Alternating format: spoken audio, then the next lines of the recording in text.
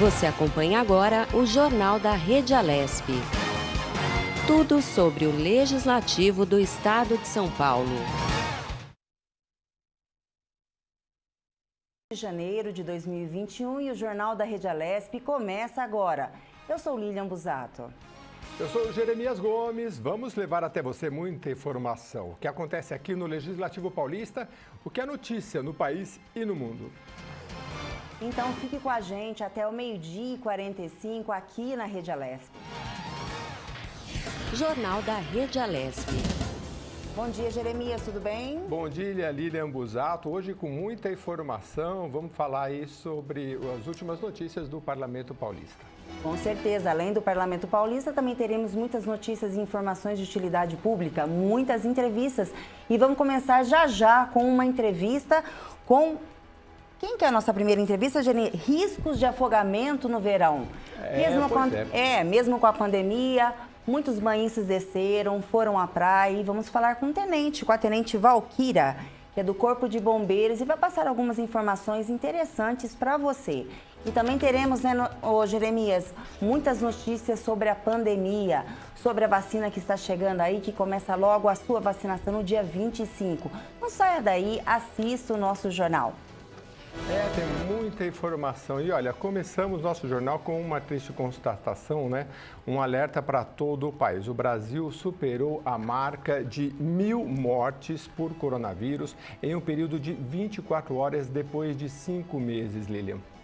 Jeremias, os dados são do consórcio de veículos de imprensa com base nos relatórios das secretarias estaduais de saúde e foram registrados nesse domingo.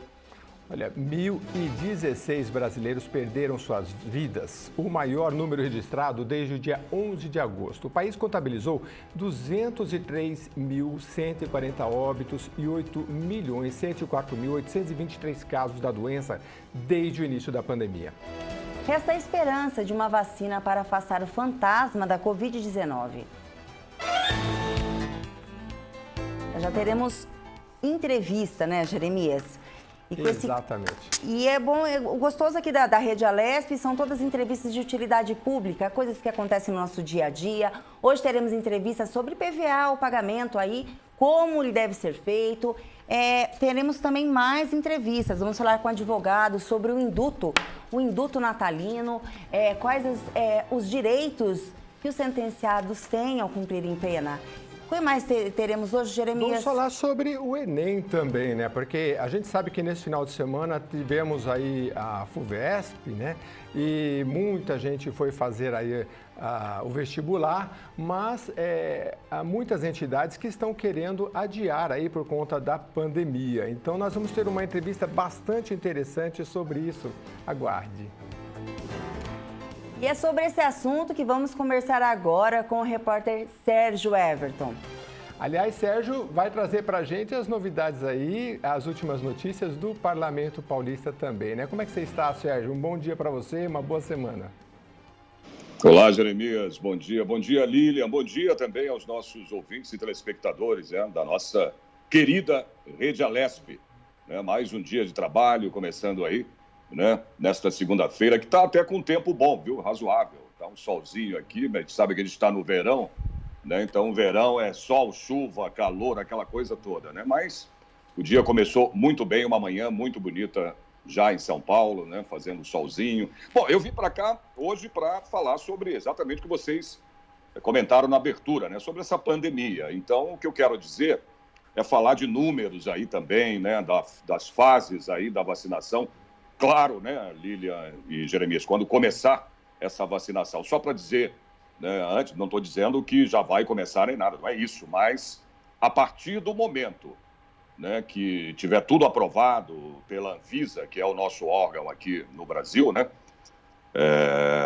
a partir desse momento, quando tiver tudo certo, aquela documentação toda que está sendo enviada, né, do Butantan para a Anvisa, para poder, né, ser estudada, ser feita, né, e está tudo correto para começar a vacinação em São Paulo, a partir do momento que for liberada essa questão do emergencial, né?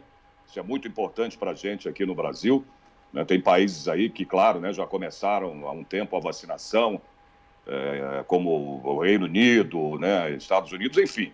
A gente está esperando, então, que isso aconteça aqui no Brasil, dependendo aí da Anvisa ainda, né? Mas assim que tiver tudo certo, né, 5 dias depois, veja bem, na hora que tiver aprovado aí toda essa documentação aprovada, né, para a emergência, no caso que o Brasil está pedindo, né, para poder ser vacinada a população aqui no Brasil, depois de tudo certo, 5 dias após, começa, né, a vacinação. E eu quero falar exatamente das fases, né, dessa vacina aqui no país e principalmente no estado de São Paulo.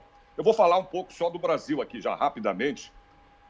Segundo o ministro Pazuello, né, Eduardo Pazuello, a melhor hipótese aí para o início dessa vacinação aqui no Brasil será no final de janeiro e a pior, segundo ele, palavras dele, viu, Lília e Jeremias, será e a pior, né, no caso, será entre o meio e o final aí de fevereiro, né? Números de vacina, vamos falar de números aqui. O Brasil deve receber aí 150 milhões de doses de vacinas, né, no primeiro semestre agora de 2021, né? Uma ótima notícia, né? Somando aí os imunizantes da Pfizer, Biotech, né? A Sinovac, Butantan e AstraZeneca, né? Da Fiocruz, de acordo, claro, com o Ministério da Saúde. Isso aí foi o Ministério da Saúde que passou, né, essas informações, cujo o ministro é o Eduardo Pazuello, né? Então vamos falar agora das fases aqui em São Paulo, né? Isso interessa muito para o nosso estado, né? Primeira fase aí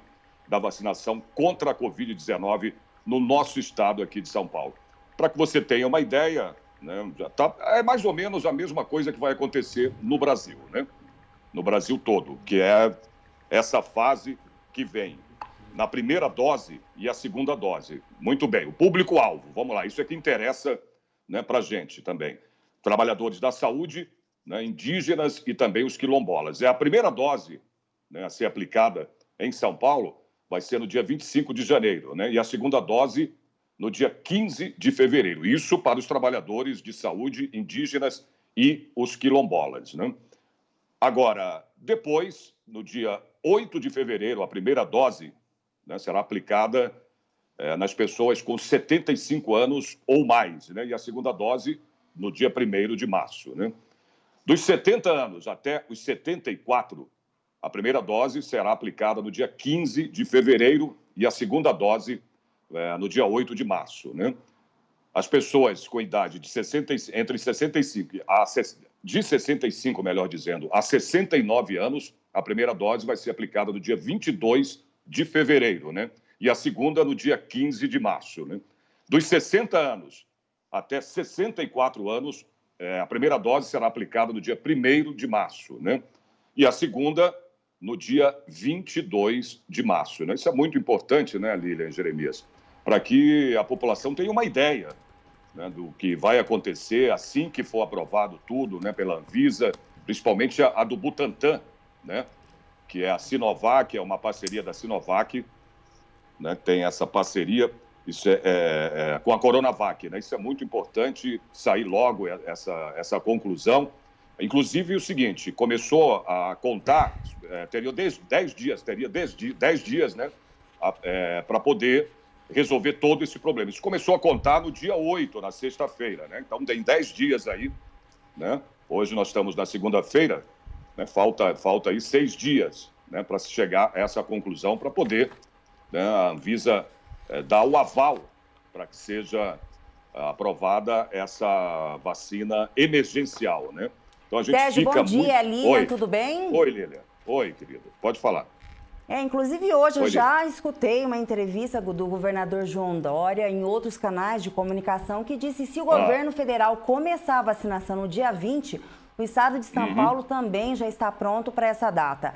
A gente agradece aí as suas informações, Sérgio, e tenha um bom dia. Oi, isso que você falou é verdade. Aqui em São Paulo, a data é independentemente, porque os estados aí parece que vão ter, né, liberdade para poder, né, determinar a vacinação em cada estado. São Paulo, como todo mundo já está sabendo, a gente tem informações aí diárias, né, Lilian? Principalmente durante as coletivas aí do governador, que em São Paulo começa dia 25 de janeiro, né? Mas a gente tem que aguardar e esperar todo esse trâmite aí da Anvisa, né, para poder aprovar essa documentação, certamente, e começar essa vacina de emergência, chamada vacina emergencial, né? E a gente aguarda, né, com muita expectativa, não só em São Paulo, como no Brasil inteiro.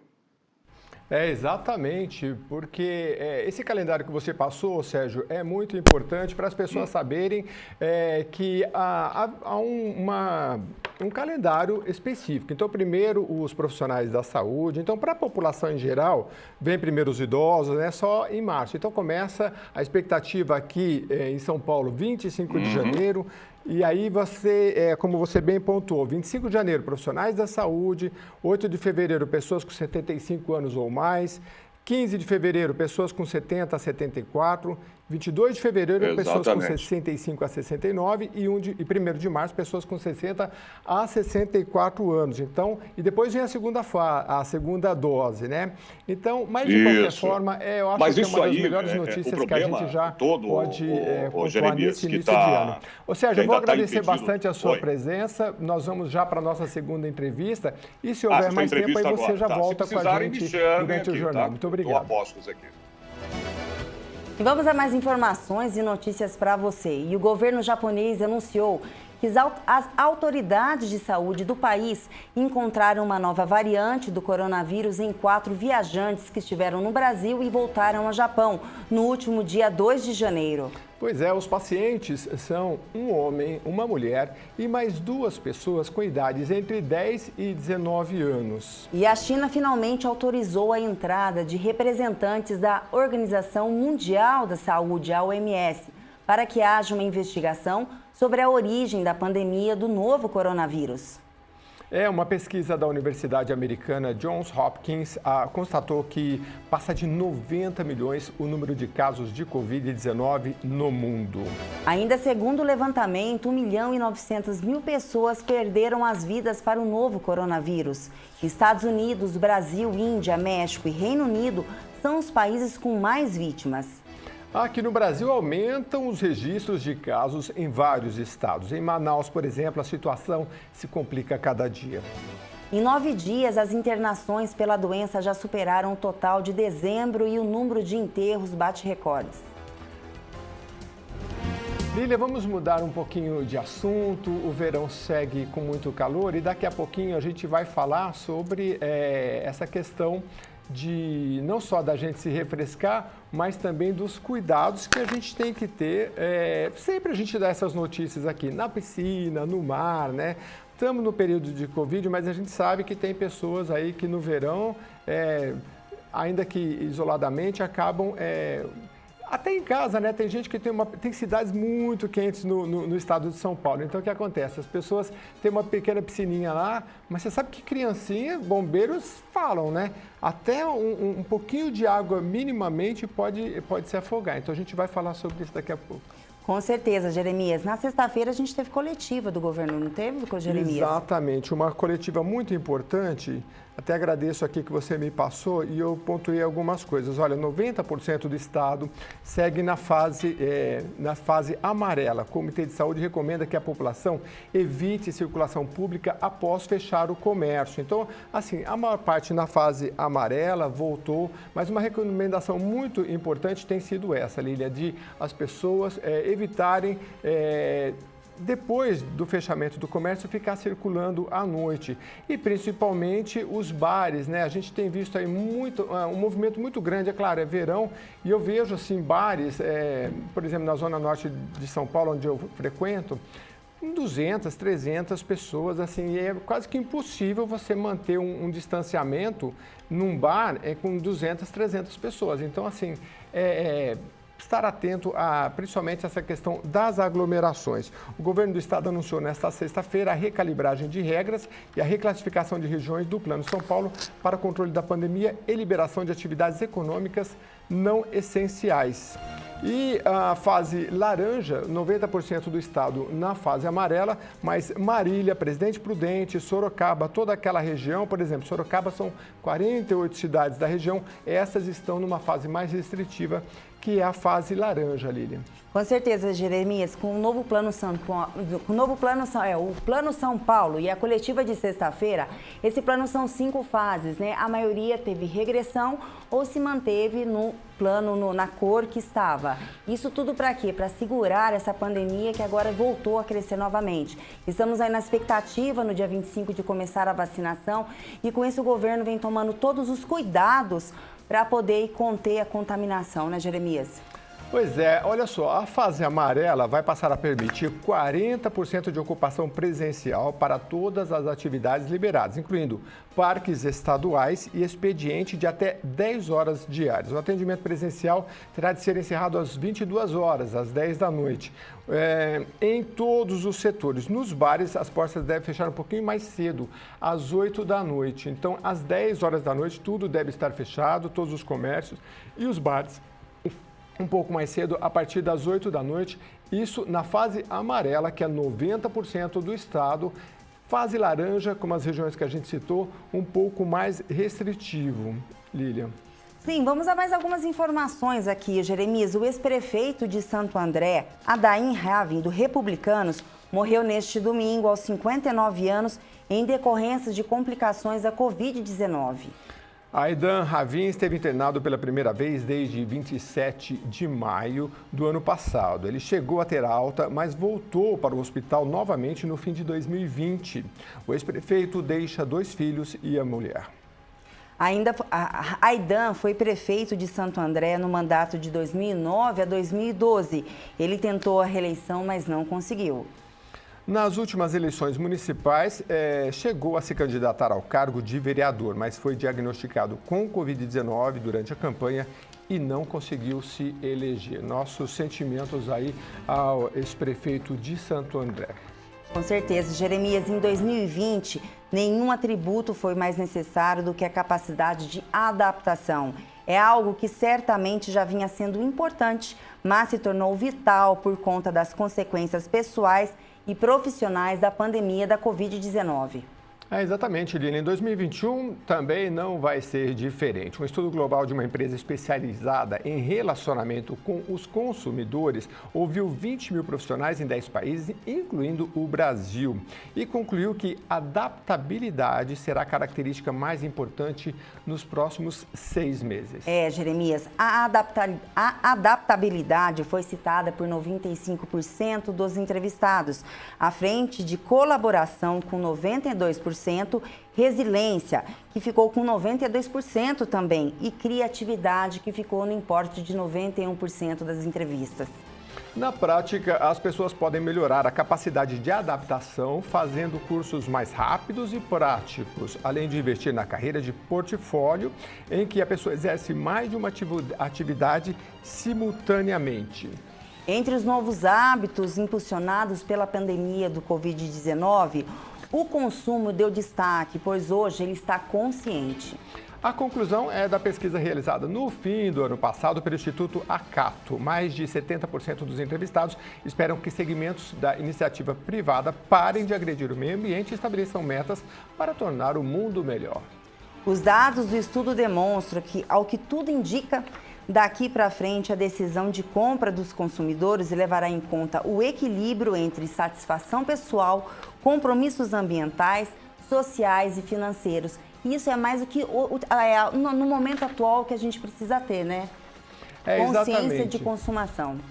Aliás, a gente tem percebido, não, Lília, porque essa questão da conscientização do meio ambiente, como aumentou, por exemplo, a gente quer tudo mais limpo e mais higienizado, e aí acaba levando mais sacolinha, né, plástico, e esse consumo já tem estudos que mostram o aumento. Agora, essa pesquisa aqui anterior que a gente citou, muito interessante também, a adaptabilidade, né, é o que a gente mais tem ouvido. Adaptabilidade, resiliência, criatividade, né? Acho que tem gente que não aguenta mais, Lília, falar tem que ter criatividade.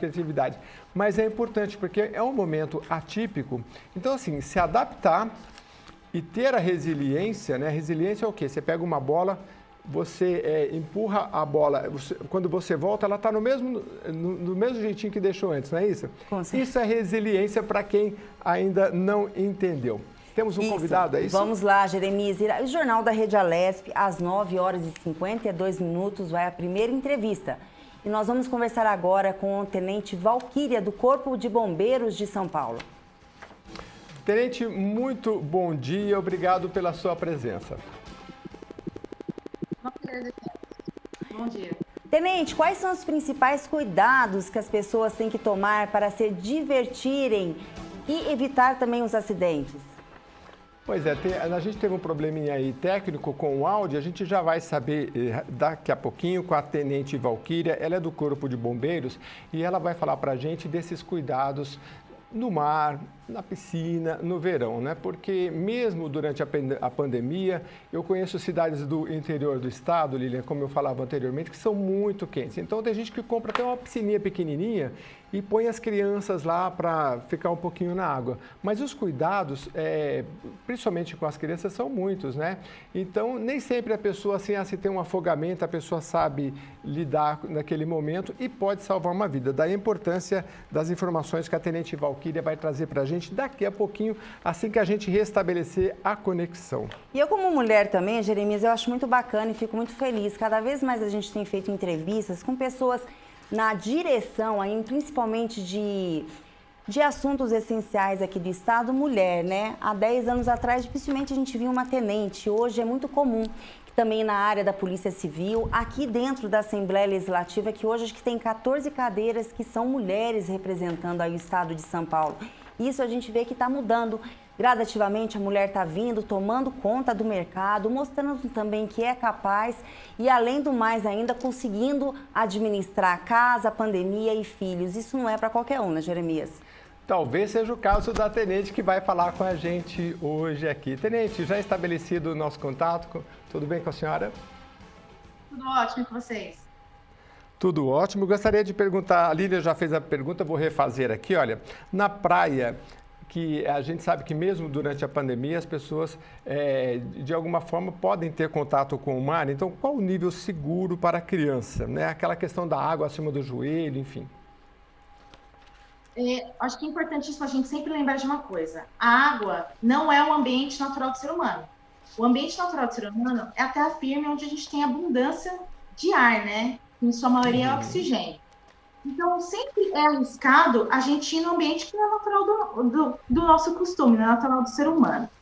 Então, é sempre importante estar atento, né? Estar atento quando vai entrar em piscina, balneário, represa, mar, etc.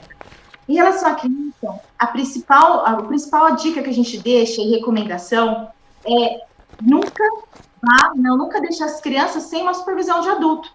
Então, a supervisão do adulto é fundamental. E muitas pessoas ficam em dúvida, né? Entra com boia, sem boia, como é que faz, como é que não faz? O que o bombeiro diz, né? A gente sempre recomenda assim, criança na praia, sempre um braço de distância, sempre. Esteja com boia, esteja sem boia. A boia, ela é perigosa por quê? Porque ela dá uma falsa sensação de segurança, né? Só que a gente tem outros elementos na praia. A gente tem as marés, as correntes que puxam. Então, não é só estar na superfície que a criança vai estar segura. É importante ela estar perto de um adulto com, no máximo, um braço de distância. Então, com boia, sem boia, criança, supervisão de adulto e a um braço de distância desse adulto. Preferencialmente, água no umbigo, né? Aquela água no umbigo é sinal de perigo. Realmente, a gente diz isso há anos e não falha, né? Porque a gente vai sempre ter certeza que vai ser uma diversão e não um problema, né? Porque a praia tem que ser isso, tem que ser diversão, tem que tirar o estresse, a gente tem que se divertir, não pode ficar preocupado com outras coisas, né? Senão não vale nem a pena. Tenente, bom dia. Desculpa cortando a senhora, pode continuar, desculpa. Eu pergunto se chegou mais alguma pergunta que vocês têm. Sim. Primeiramente, eu queria agradecer a senhora pela participação aqui no Jornal da Rede Alesp e dar o parabéns aí, como eu acabei de falar para o Jeremias, uma mulher aí sendo tenente, mostrando aí que a mulher ela consegue superar as expectativas e cada dia que passa mais aí também tomando conta do mercado. Tenente, a senhora tem estatística em referente a essa passagem de ano nos litorais, mesmo em pandemia, se o número de afogamentos aumentou ou ficou no mesmo patamar de 2019? A gente pegou aqui as atualizações dos dados, mas a gente pegou referente ao período de 1 ano, né? Em um ano, né, de 11 de janeiro do ano passado até agora, a gente teve 289 afogamentos, só que sem contar o litoral, porque o litoral, quando a gente for pegar os dados estatísticos, o sistema não estava fora de ar, né? Eu estou vendo aqui se os meninos conseguem pegar o mais rápido possível, a gente passa para vocês.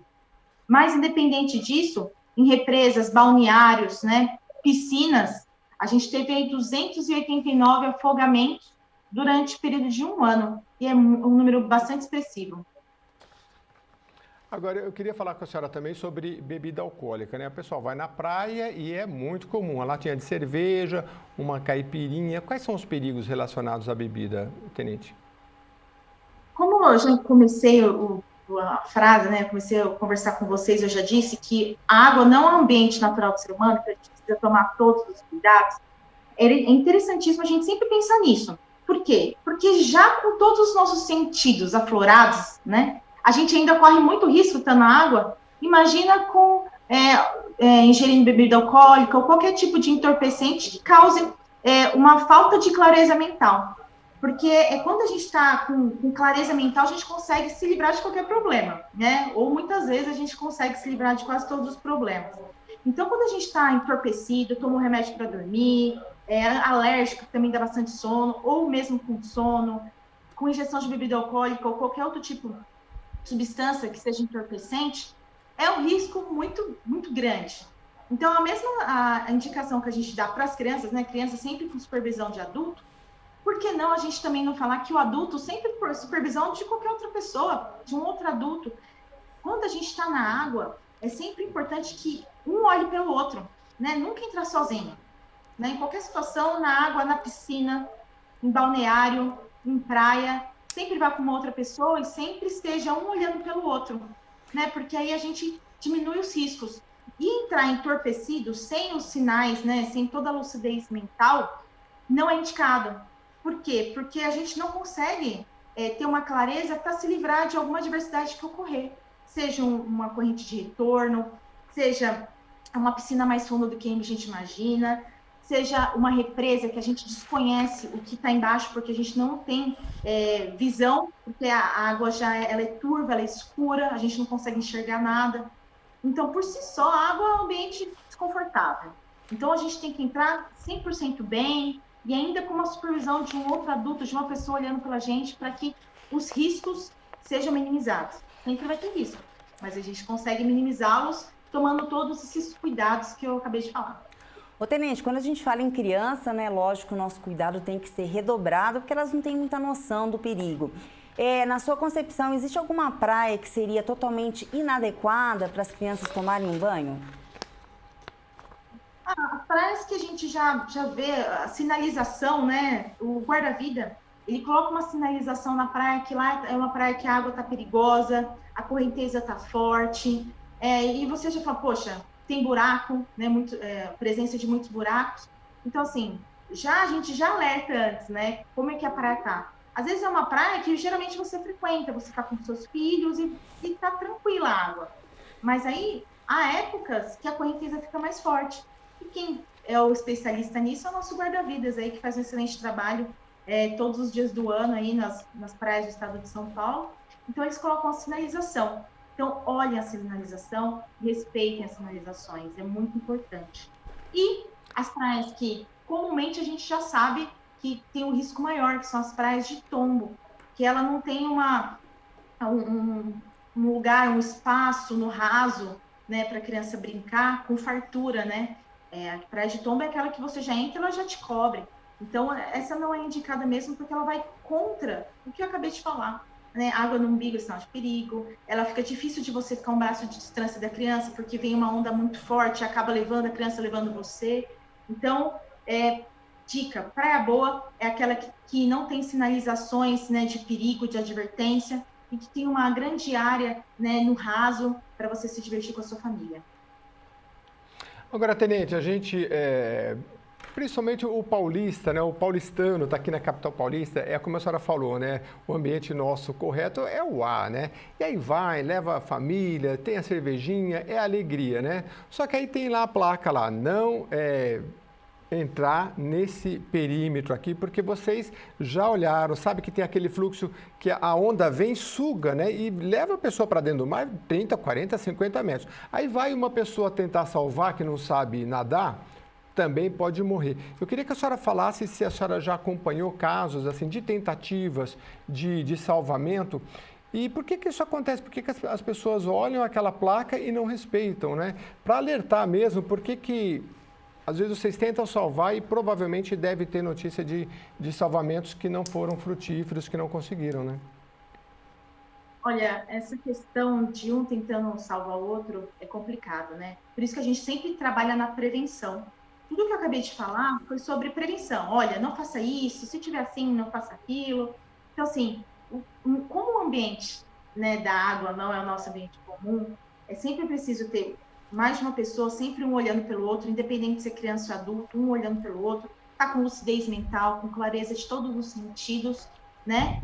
E respeitar as sinalizações.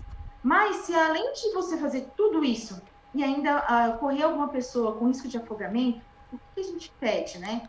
Nunca tente alcançá-la e pegar a pessoa, porque a pessoa está no estágio que ela está em desespero, ela não tem aquela clareza, né, que a gente está falando que é importante, daquela clareza mental, de saber o que fazer, a pessoa está em desespero, ela pega, ela tende a agarrar e levar para baixo tudo que ela conseguir, porque ela quer ficar com a cabeça dela para fora, né? Então ela segura o que ela vê pela frente para conseguir respirar. Isso é instintivo, né? Então, o que a gente recomenda? Tá vendo uma pessoa em estágio de afogamento, a pessoa está se debatendo, não sai do lugar, ela está subindo e descendo. Você pode fazer o quê? Você pode, primeira coisa, ligar 193, né? Se tiver guarda-vida na praia, a gente recomenda que vá sempre em praias que tem o guarda-vida, acione o guarda-vida.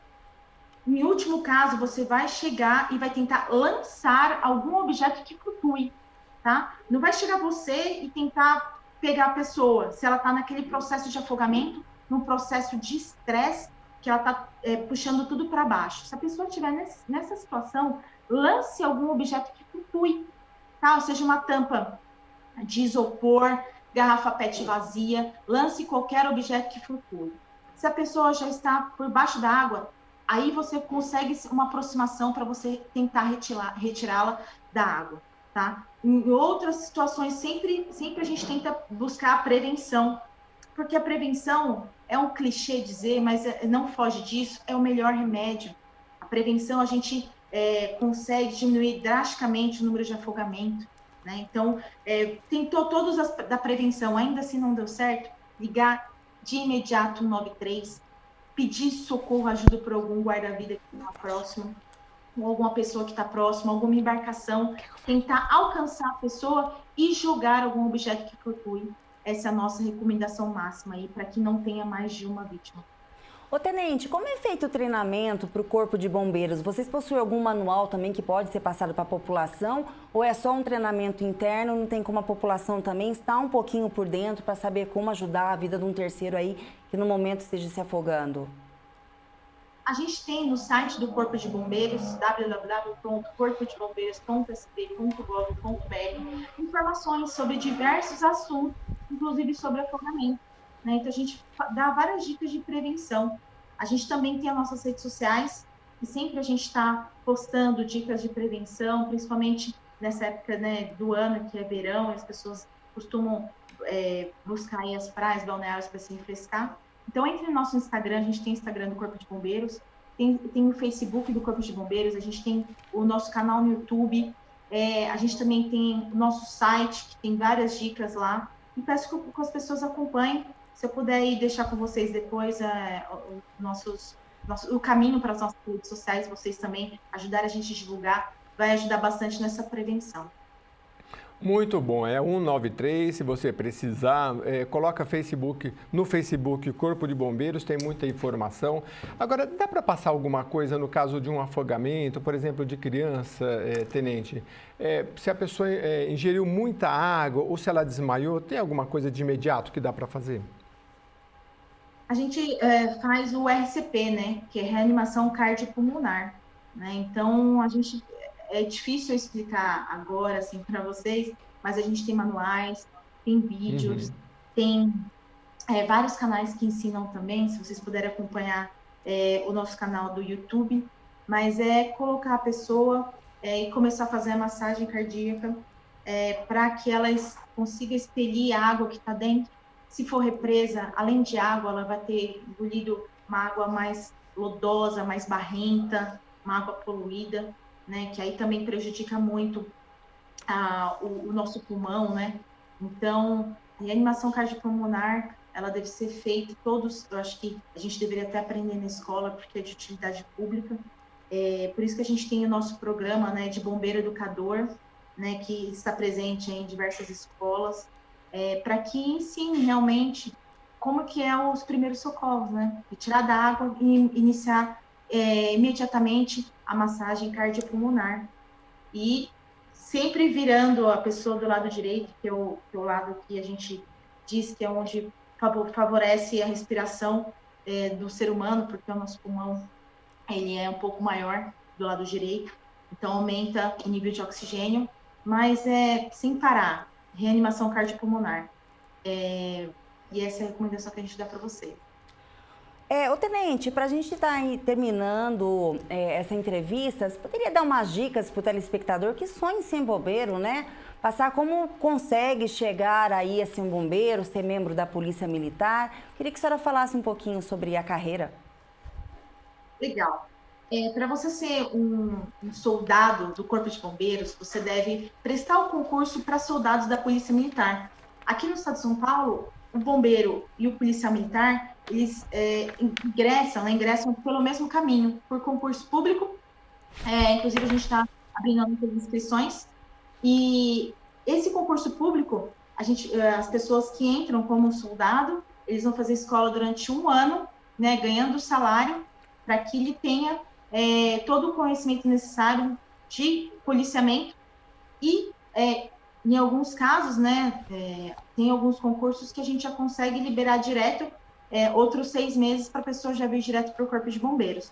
E tem o segundo caminho, que é como oficial, que é o que eu sou. A pessoa tem que prestar o concurso para o Barro Branco, ela faz lá 4 anos de academia militar, e após ela se formar, ela trabalha no policiamento, e aí ela consegue prestar um concurso público, ela consegue prestar um concurso interno para o Corpo de Bombeiros, e ela fica mais 1 ano fazendo o curso para conseguir ser um oficial do Corpo de Bombeiros. E o Tenente, segundo informações, esse ano vão ser abertas 2.000 vagas. É verídico essa informação? Assim, a gente tem a previsão, né, dessa abertura, sim. O período de inscrição é do dia 14 de janeiro até o dia 25 de fevereiro. A data da prova, a gente acredita que seja dia 11/4 de 2021, e a idade mínima é 17 anos e a idade máxima é 30 anos, tá? Então, a gente aí espera que tenham bastante candidatos, né? Porque é muito bem-vindo à nossa instituição, pessoas que têm uma boa fé, que acreditam que um trabalho bem feito e com o amor ao próximo consegue mudar realmente vidas, né? E é isso que a gente espera, com o nosso trabalho focado, sempre pensando em amar o próximo como a nós mesmos, né? A gente tendo um parâmetro nosso para poder ajudar o outro, a gente consegue um mundo aí muito melhor. Então, a gente espera que as pessoas que são vocacionadas, que gostam de ajudar, que entendem que a vida do outro é tão importante quanto a sua, é a pessoa correta para estar aí prestando o concurso da Polícia Militar e futuramente vir para o Corpo de Bombeiros. Muito obrigado, Tenente Valquíria, do Corpo de Bombeiros, que esteve aqui com a gente para nos falar sobre esse momento do verão, os cuidados na piscina, no mar, enfim. Muito obrigado pela sua entrevista mais uma vez.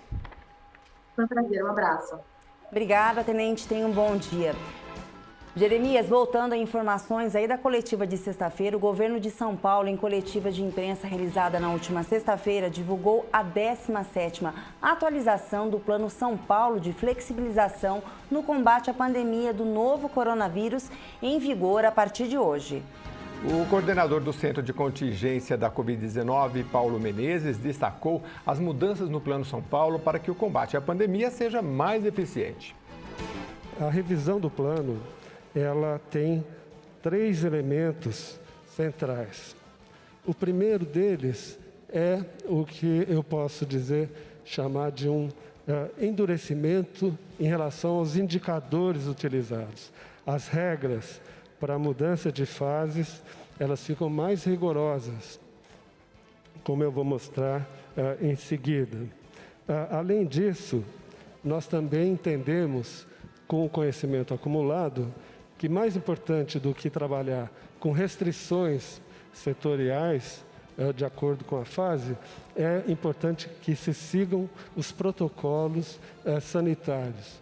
Então, é mais importante que as pessoas sigam aquilo que é recomendado, a capacidade dos serviços em relação ao total possível de pessoas que frequentam aquele serviço, do que dizer se esse serviço pode funcionar aqui, aquele não pode funcionar ali. E a terceira recomendação importante, que vale para todos, tanto em qualquer hora do dia, é de que devem evitar a exposição. As pessoas devem evitar circular, se possível. Com a mudança, as regiões de Sorocaba, Marília e Registro foram para a fase laranja, assim como o Presidente Prudente, que estava na fase vermelha. O restante do estado foi mantido na fase amarela.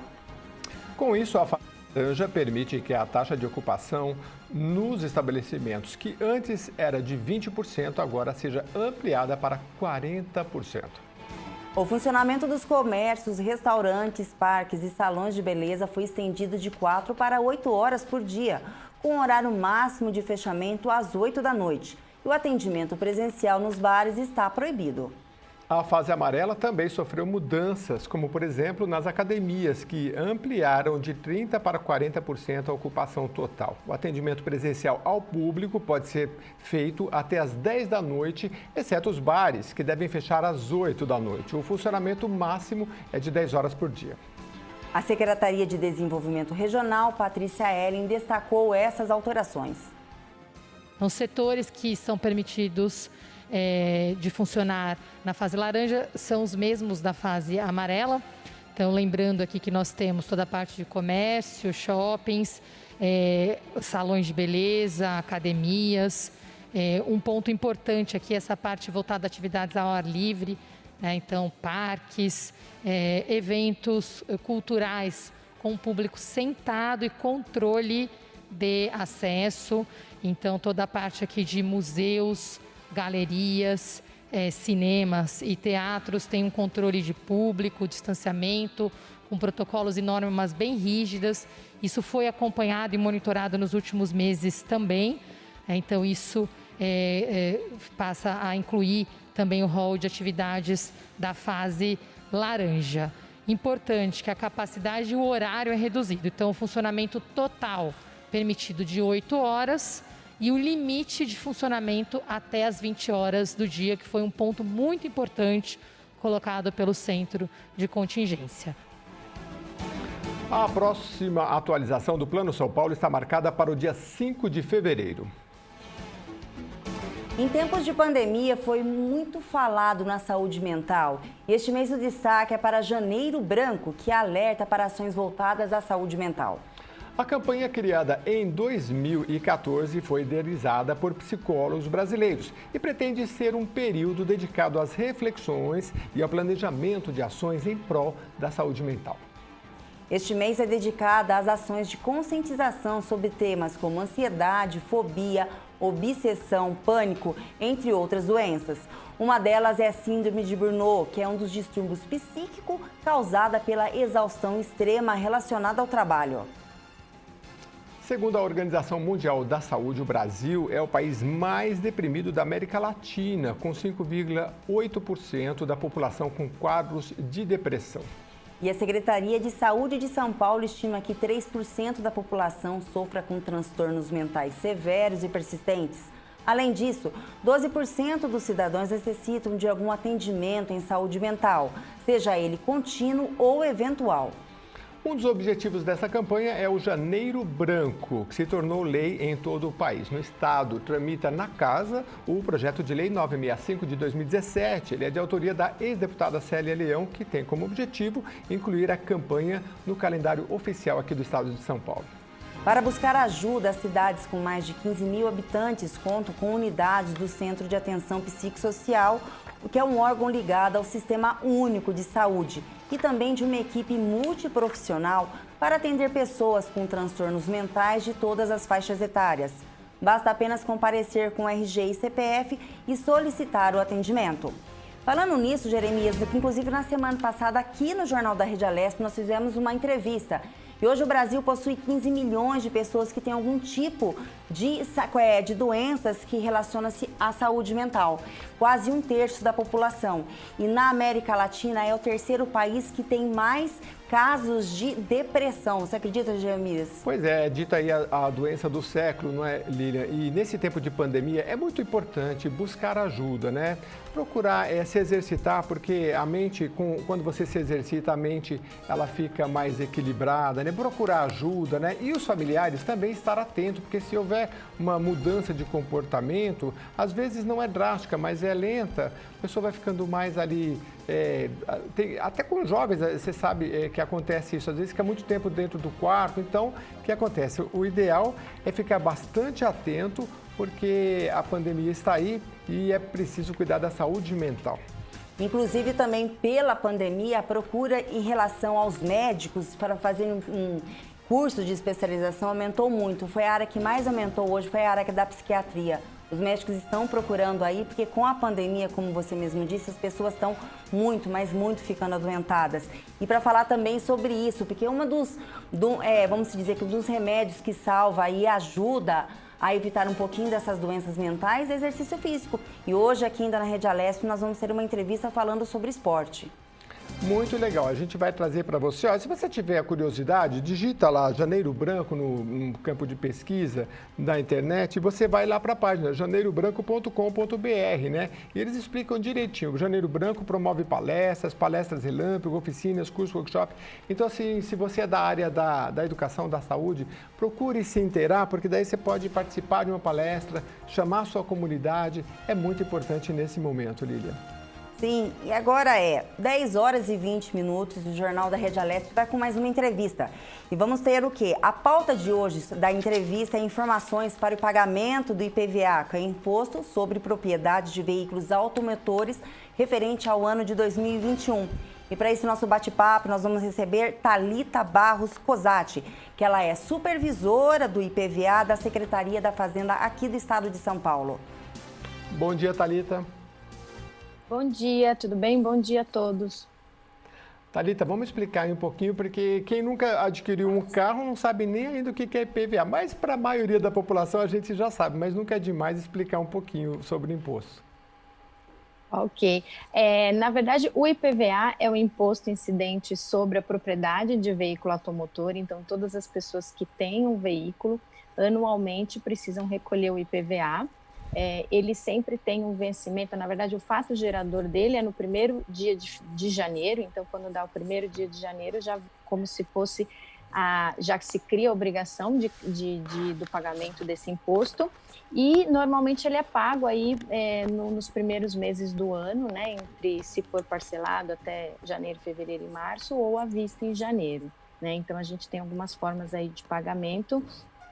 Lembrando que veículos com mais de 20 anos de idade, né, vamos assim dizer, são isentos do imposto. Thalita, bom dia. Quem fala é Lilian. Mais uma vez a gente agradece aí a sua participação aqui no Jornal da Rede Alesp. Thalita, como é que é calculado o IPVA? Tá, o IPVA ele é calculado de acordo com o valor do veículo, né? Então a gente chama de valor venal, que é o valor de venda do veículo. A Secretaria da Fazenda faz uma pesquisa todo ano, a gente usa como base principalmente a tabela FIPE, né, que é onde tem os valores de venda dos veículos, e em cima do valor do veículo incide a alíquota de 4% de imposto sobre o veículo, né? Então, é claro que dependendo do tipo de veículo, essa alíquota pode variar, né? Mas, por exemplo, para caminhão é diferente, é 1,5%. Tem alguns veículos que incidem a alíquota de 3%, mas na grande maioria, para os veículos, principalmente pessoa física em geral, é a alíquota de 4%. Ô Thalita, e qual que seria essa destinação do pagamento desse imposto? Para onde é destinado dentro da esfera estadual? Sim. Bom, todo valor arrecadado, né, de IPVA tem algumas... primeiro, 20% vai para o Fundeb, que é o Fundo de Educação, isso é previsto na legislação.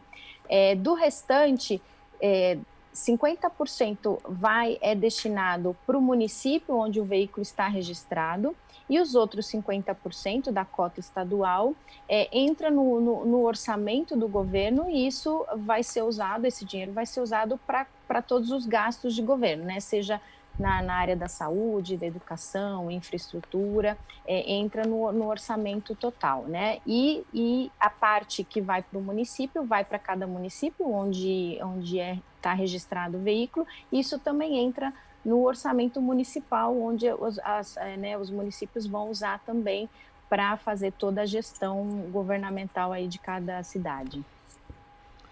Thalita, para a gente saber se está em dia ou não, qual é o site correto? Tá, o IPVA, ele já está, né, de 2021, ele já está disponível tanto para pagamento quanto para consulta lá no portal da Fazenda, né? Lá na internet, as pessoas conseguem, por meio do Renavan, é só digitar o Renavan do veículo, consegue fazer já a consulta do quanto... qual é o valor para 2021, né, do quanto precisa pagar, e também já conseguem fazer o pagamento. O pagamento já é feito todo de maneira online, na rede de banco autorizada, né? Então, seja por internet banking, autoatendimento, quem preferir também tem as casas lotéricas, mas já consegue fazer o pagamento. E tem mais informações lá no portal da Fazenda, também lá na internet. Eu estou aqui, eu cliquei, você falou Fazenda, então eu saio aqui, ipva.fazenda.sp.gov.br. Coloco o Renavan, coloco o número da placa, e aí ele vai dando assim, quando ele aparece em vermelhinho, atenção, veículos, tal, se eu estou em dia, vai aparecer embaixo de cada um, por exemplo, PVA 2021, 00, então eu já estou em dia. PVA débitos não inscritos. Também 0. DPVAT, 0. Depois vem taxas. Aí taxas aqui, por exemplo, nesse modelo que eu estou olhando, tem um valor. Essa taxa poderia ser o quê? A taxa que tem aí é a taxa de licenciamento, tá? Embora a taxa de licenciamento seja, né, mais de competência do Detran, as pessoas conseguem fazer já o pagamento antecipado do licenciamento. Se a pessoa, por exemplo, não quiser esperar chegar no mês da placa por meio do calendário que o Detran disponibiliza para fazer o pagamento do licenciamento, ela já pode fazer o licenciamento antecipado e faz o pagamento juntamente com o IPVA lá no banco, né? Então, essa taxa vai vir, né, quando você consulta, se a pessoa já fez o pagamento antecipado, vai vir zerado. Se não, vai vir constando que falta a taxa de licenciamento, que a pessoa ainda pode fazer no mês do final da placa dela, ou, por exemplo, licenciamento de anos anteriores, se ela tiver em débito. Então, porque hoje você geralmente já tem um convênio com os principais bancos, né? É assim que funciona? Sim. A forma mais rápida, como é que é? Eu vou no meu banco e procuro lá IPVA? Isso mesmo. Normalmente, pelo menos os grandes bancos, né, os principais que são conveniados com a Fazenda, porque parte do banco querer fazer apresentar esse tipo de serviço para o cliente dele, né? Então, os grandes bancos já estão, eles se conveniam, né? São conveniados com a Fazenda. E aí, quando a pessoa entra lá, por exemplo, no aplicativo do celular dela, ela entra lá, vai em pagamentos, né? Normalmente vai ter, lá já vai estar escrito pagamentos, tributos ou alguma coisa assim, vai lá, escolhe IPVA, porque a pessoa pode também pagar multa de trânsito, licenciamento, ela escolhe IPVA, e aí já vai vir o valor que ela deve, né, o valor do IPVA dela, e também vai vir a opção dela pagar o licenciamento ou não antecipado. E a pessoa também pode escolher, por exemplo, se ela vai pagar o IPVA parcelado ou à vista. Ô, Thalita, então as pessoas... Ah, desculpa. Não, pode falar. Não, as pessoas que são proprietárias de automóveis, elas não recebem mais em casa o valor impresso. Não. Na verdade, assim, o que existia antigamente era as pessoas recebiam em janeiro aquela cartinha da Fazenda, que na verdade não era um boleto, nada, era só um aviso de vencimento, um aviso de que precisava pagar o IPVA e o valor, tá? Esse aviso de vencimento parou de ser enviado em 2018, então desde 2018 a Fazenda já não envia, e é até importante a gente esclarecer isso, que a Secretaria da Fazenda não envia nenhum boleto, nenhuma guia, nem por e-mail, nem pelo correio, né? O pagamento é único, feito exclusivamente nos bancos ou lá, gerando uma guia para quem precisar no site da Fazenda, tá? Então, assim, para evitar fraudes, é bom as pessoas saberem que a Fazenda não está enviando nenhum boleto, nenhuma guia por correio ou por e-mail. E o que a pandemia ela alterou nos prazos e parcelamento dos veículos? Teve alguma alteração por causa da Covid-19 ou ela continua sendo no teu plano normal?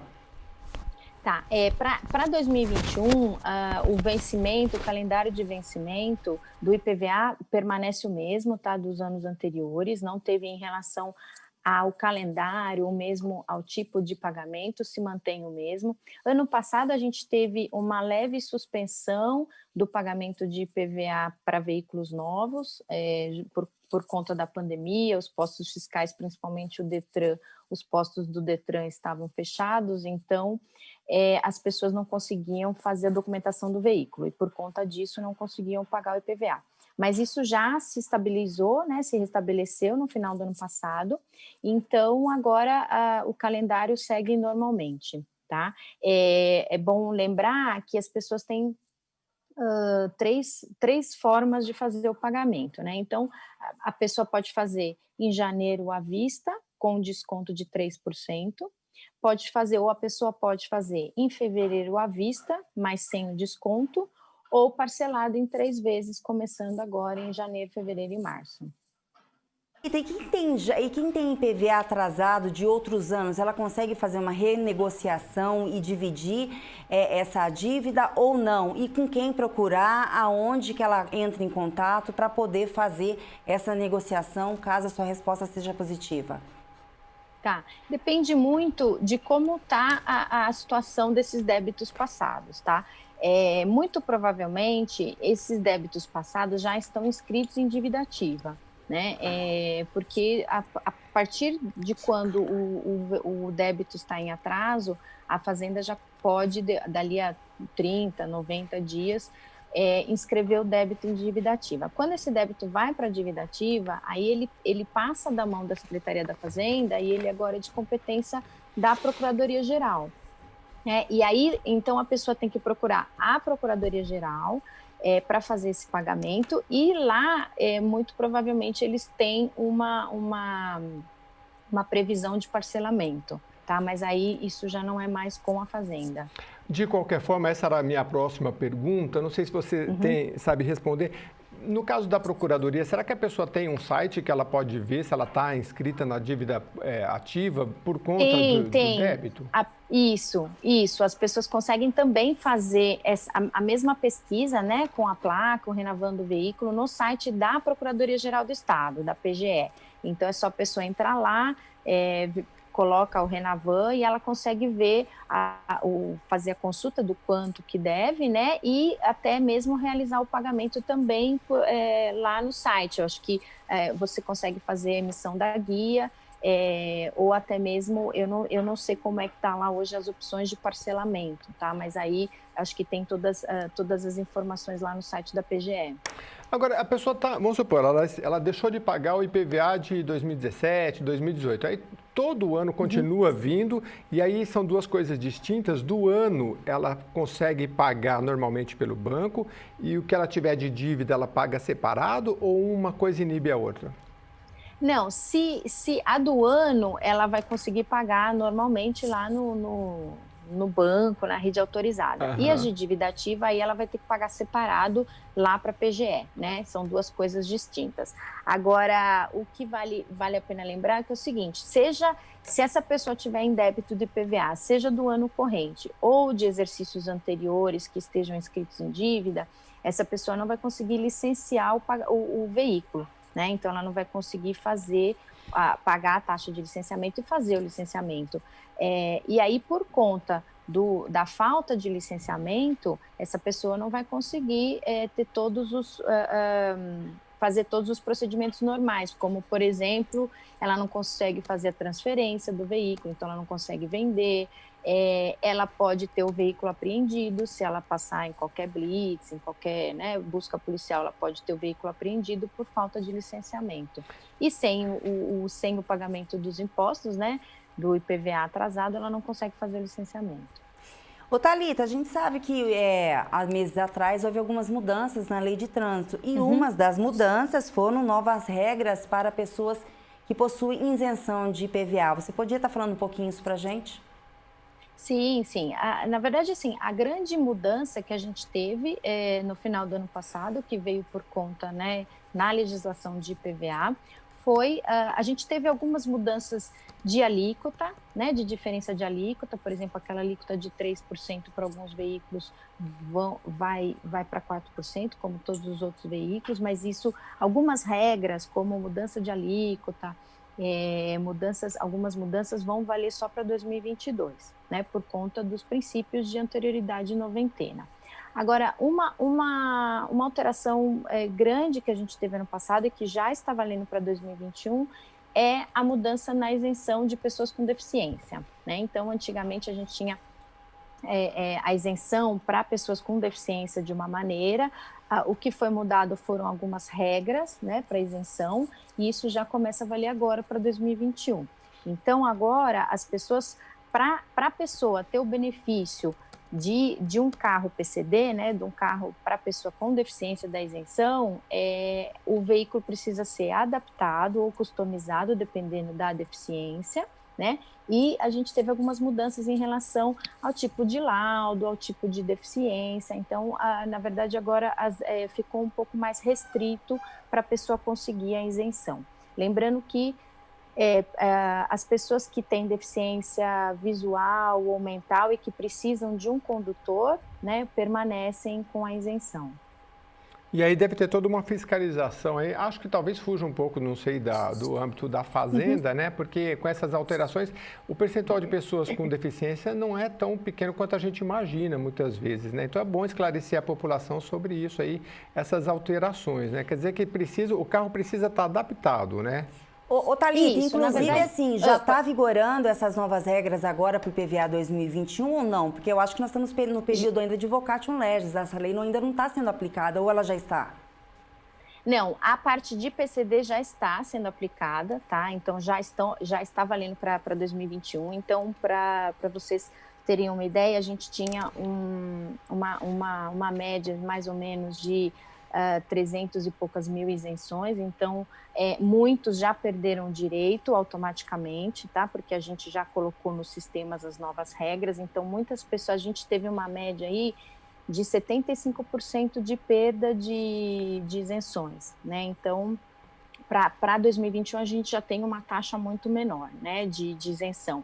E o que a gente se baseia, né, que é o que está em portaria, para a gente se basear para conceder ou não a isenção, vai ser baseado naquela letrinha que vem na CNH, né? Então, a pessoa, quando vai tirar a CNH de deficiente, na CNH dela vai vir uma observação lá com uma letrinha, né? Olha, letra H é que precisa de um câmbio manual. A letra XY lá, não vou saber direitinho agora as letras, precisa de uma inversão de pedais. Essa daqui precisa de um pedal, né, manual.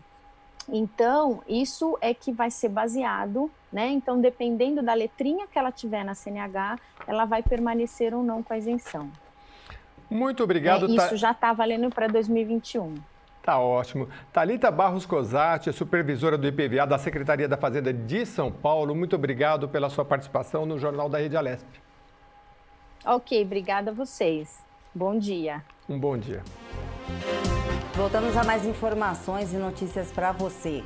Uma ação movida na Justiça por organizações estudantis, institutos da área de educação e uma carta de mais de 45 associações ligadas à ciência questionam a segurança sanitária para a realização do Enem em 2020. A versão impressa está marcada para o próximo domingo, dia 17, e o seguinte, dia 24. Na última sexta-feira, a Defensoria Pública da União pediu à Justiça o adiamento das provas devido ao aumento do número de casos da Covid-19 aqui no Brasil. A Justiça, o INEP, afirmou que reorganizar o calendário do Enem é fragilizar e colocar em risco políticas públicas que são decorrentes dele, como o sistema de cotas e o financiamento estudantil. O Enem 2020 tem 5.780.000 candidatos confirmados. Originalmente, o exame seria feito em novembro, mas foi adiado devido à pandemia da Covid-19. Pois é, as inscrições para o ProUni, Programa Universidade para Todos, abrem amanhã e se encerram na sexta-feira, dia 15. Para se inscrever, é preciso acessar o site oficial do programa, prouniportal.mec.gov.br. O ProUni seleciona candidatos para bolsas parciais e integrais em universidades particulares. Um dos critérios de seleção é o desempenho dos candidatos no Exame Nacional do Ensino Médio, o Enem. Com o adiamento do Enem 2020 por causa da pandemia, a seleção do ProUni deste primeiro semestre vai adotar as notas do Enem 2019. Os resultados vão ser divulgados em 19 de janeiro e a segunda chamada será dia 1º de fevereiro. Para participar, é necessário ter cursado o ensino médio completo na rede pública ou ter sido bolsista integral em escolas particulares, ter alguma deficiência ou ser professor de rede pública de ensino na educação básica. Com a pandemia da Covid-19, a primeira fase do vestibular FUVEST 2021 teve um total de 17.210 abstenções, 13% em relação aos 130.678 candidatos inscritos. As provas foram realizadas neste domingo e tiveram a duração de mais de 5 horas. Foram 90 questões de múltiplas escolhas sobre biologia, física, geografia, história, inglês, matemática, português e química, além de questões interdisciplinares. A prova vai selecionar candidatos para 11.147 vagas nos cursos de graduação da USP, que é a Universidade de São Paulo.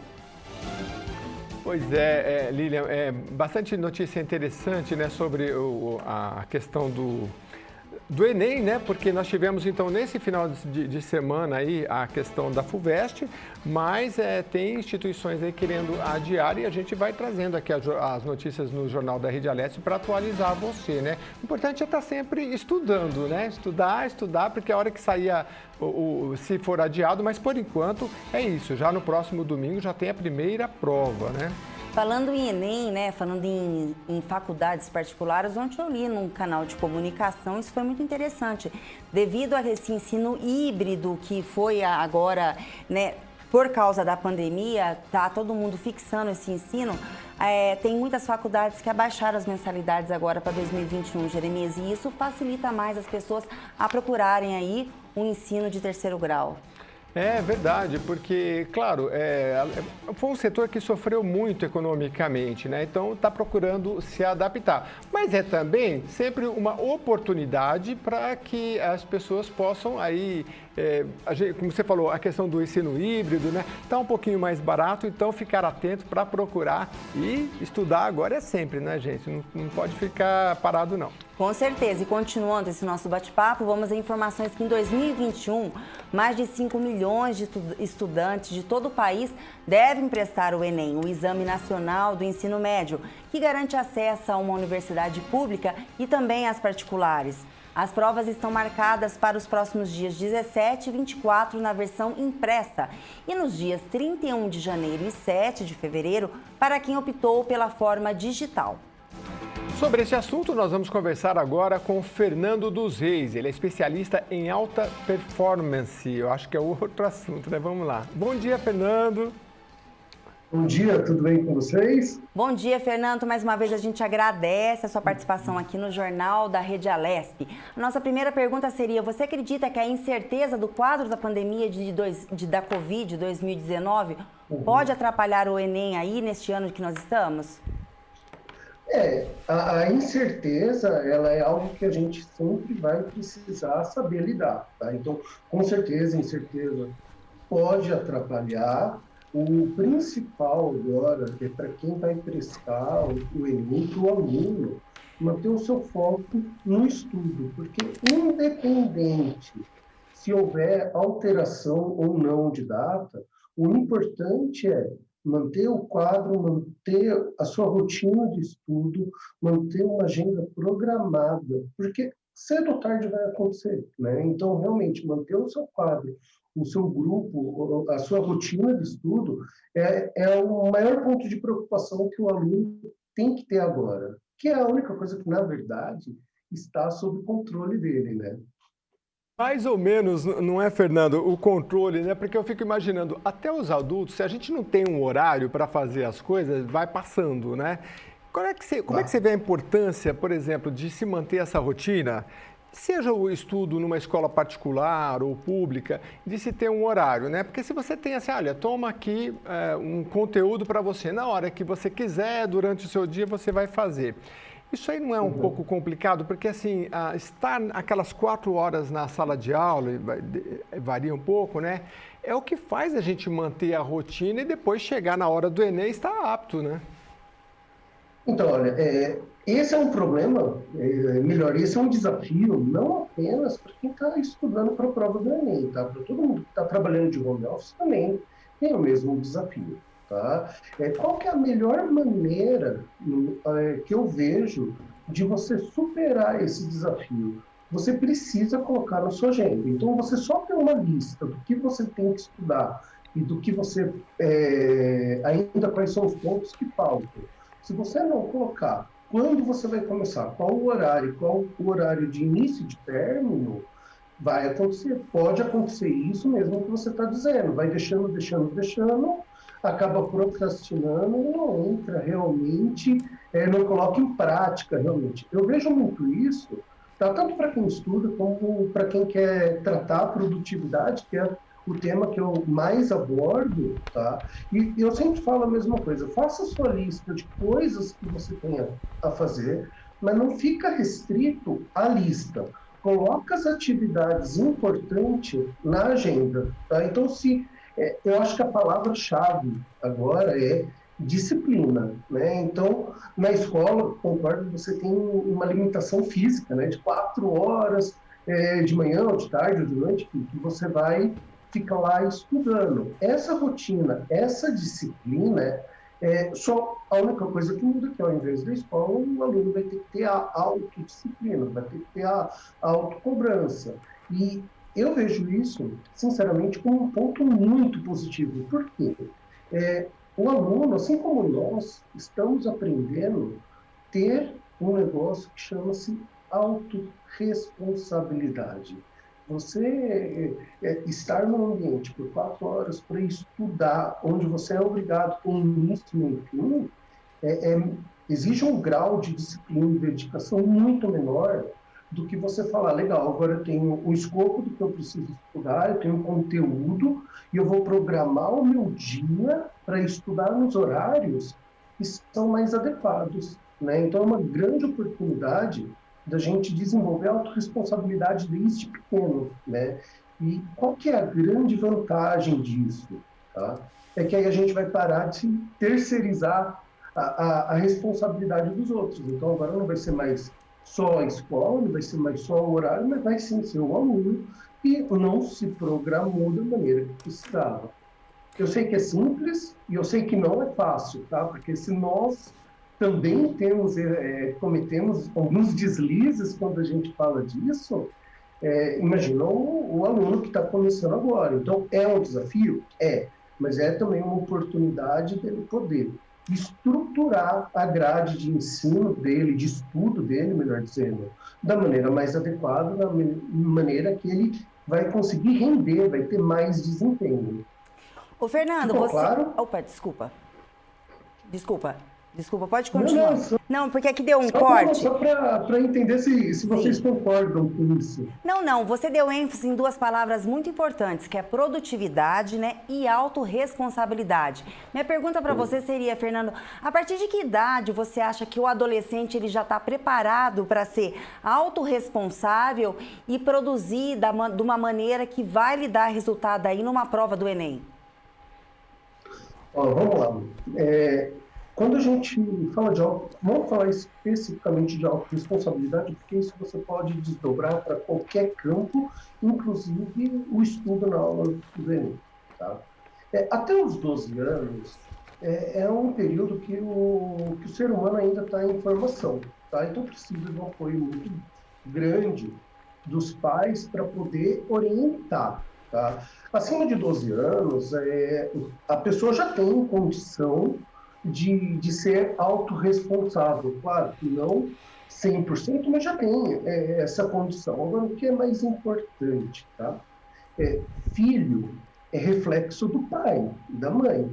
Então, um ambiente onde pais e mães são autorresponsáveis, que são disciplinados, que fazem o que devem fazer, o filho já tem esse exemplo. Tá? Então, é uma construção, tá?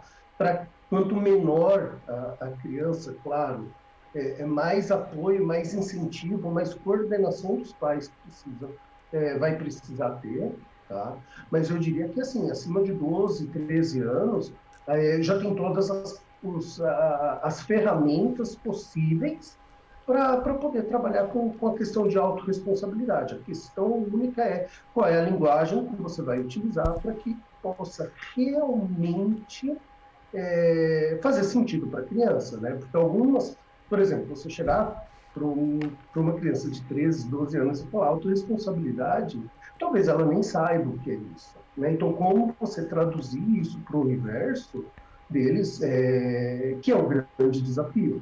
Tá? Agora, de novo, isso é uma construção. Né? Eu tenho certeza que agora, tá?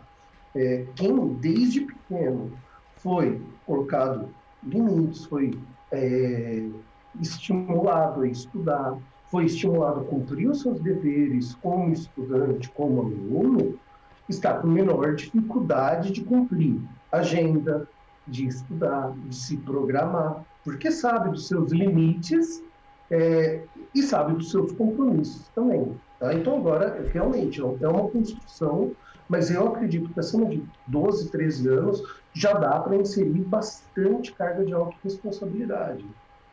Pois é, você está falando de 11, 12 anos, aí eu fico lembrando de 20 a 30 anos, né? Molecadinha nessa idade estava trabalhando já numa farmácia, no mercado, hoje a partir dos 14, e acho que é o correto, porque você vai entrar num sistema de aprendizagem, enfim. Mas eu acho que eu queria que você focasse na questão da... Meu pai começou a trabalhar com 14 anos, desculpa te cortar. Né? Pois então, né? Muita gente das gerações mais antigas.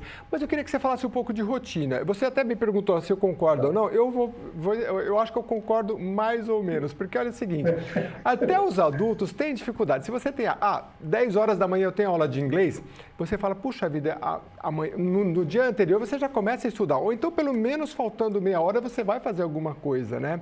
Então assim, marcar os horários eu acho que é legal, seja para uma aula de inglês, seja para uma aula de matemática, seja o que você for fazer.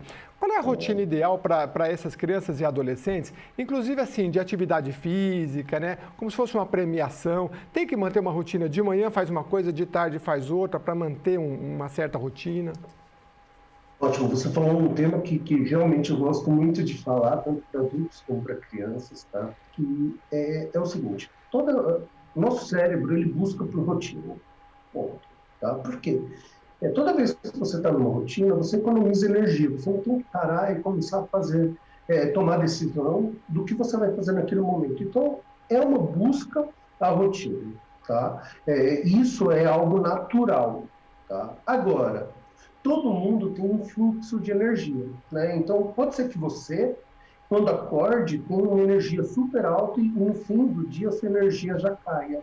Né? Pode ser que eu, quando eu acorde, a minha energia não é muito alta, E depois, no período da tarde, depois do almoço, a minha energia sobe, que é aí que eu tenho maior produtividade. Então, o que eu sempre recomendo? Primeiro, faz uma lista de tudo que você ainda precisa estudar e que é importante e que você não está seguro. Tá? Então, você tem esse primeiro bloco. Depois, faça uma lista do que você já estudou e você precisa fazer uma leitura para não ficar desatualizado, para não perder a prática daquele tema. Tá? E aí, as atividades mais importantes, as atividades mais urgentes, coloque nos momentos em que a sua estrutura, a sua energia está mais alta. Né? Então, se eu sou uma pessoa que consigo me concentrar, render mais pela manhã, os temas principais eu vou colocar de manhã. Agora, um ponto que é importante, não adianta você fazer uma agenda de 8 horas de estudo direto. Você precisa ter momentos de concentração e momentos de pausa, tá? Para não esgotar. Né? Tem uma técnica que chama técnica Pomodoro, que ela fala o quê? Você monta ciclos de 25 minutos com pausa de 5. Então, você faz 4 ciclos, né? Então, você estuda 25 minutos. Nesses 25 minutos, você vai desligar celular, vai desligar todas as distrações e vai focar no que você está estudando. Se você não estiver estudando, for uma atividade, você vai focar naquela atividade.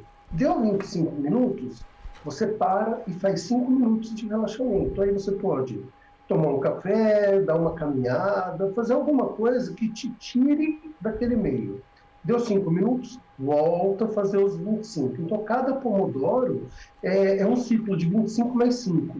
E quando você completa 4 Pomodoros, que vai dar 2 horas, aí você faz uma parada de meia hora. Tá? Então, se o aluno quiser utilizar essa técnica, que é uma técnica muito utilizada, está no meio profissional para produtividade, ele vai perceber que o desempenho dele vai ter um aumento significativo. Estuda 25 minutos, 5 minutos de pausa, 25, 5, 25, 5, 25, 5, e aí para 30 minutos para fazer o que quiser mesmo. Tá? É importante ter esse equilíbrio, tá? A gente sempre ouve, né, e sempre fala, e principalmente nessa fase não adianta querer tirar todo o atraso, né? Então, inclusive, eu até falo assim, estuda agora, mas conforme chega próximo da data da prova, diminui a carga de estudo e começa a colocar atividades de bem-estar, como atividade física, ver um filme, coisas que consiga tirar o seu nível de estresse e equilibrar para que você chegue no dia da prova descansado. Tá? Então, se fizer a combinação desses 2 pontos, né, ciclo de 25 minutos mais 5, e diminuindo a quantidade de horas de estudo, para quando chegar próximo da prova, fazer só uma revisão simples e poder ir assistir um filme, fazer uma atividade física, sair, fazer alguma coisa, vai chegar no domingo com a cabeça e com o corpo descansado. E isso é muito importante para o desempenho dele. Lilian, eu gostei dessa dica aí. Mamãe, estou cheio de energia para jogar bola, então vai estudar, né? Porque você está no pico da energia, segundo o Fernando explicou aí para a gente. Com certeza. Isso aí. E usa jogar bola para poder descontrair, né, nesses blocos de 30 minutos, para poder ter o equilíbrio dele. Ô, Fernando, a gente ouve muito escutar, ainda eu não tive essa experiência de ter, de escutar, né, esses audiobooks. No meio desses estudos, o aluno cansado, ele deitar e escutar um livro, vamos dizer, de literatura, também tem a mesma forma de recepção desses conhecimentos, dessas informações, ou somente a leitura? Não, assim, eu sou partidário que toda forma é válida, tá? Então, audiobook, vídeo, livro, todas elas são importantes e são válidas. Agora, uma coisa que é importantíssimo, ouvir um audiobook deitado, tá, não vai dar o mesmo efeito do que você ouvir um audiobook sentado na mesa com o caderno para fazer a anotação. Porque é uma questão de foco, de concentração. Tá? Quando você ouve só por ouvir, tudo bem, você tem uma absorção, mas é muito pequena. E aí eu vou dar o meu exemplo. tá? Eu percebo que quando eu vou ler livros, se eu ler sentado no sofá, de qualquer jeito, relaxado, com a TV ligada, depois que eu leio 10, 15 páginas, muitas vezes eu não lembro do que eu li páginas anteriores, eu sei o contexto, mas eu não lembro de muitos detalhes. Aí eu pego um outro dia, tá? Que normalmente quando eu acordo eu faço meu café e tenho essa prática de 30 minutos de leitura diária. E naquele momento eu estou lendo e tomando só o meu café. Só isso. Eu estou realmente focado na leitura. A minha absorção é bem maior, tá? Então, é válido? É. Mas, sinceramente, a qualidade da informação que vai absorver precisa ter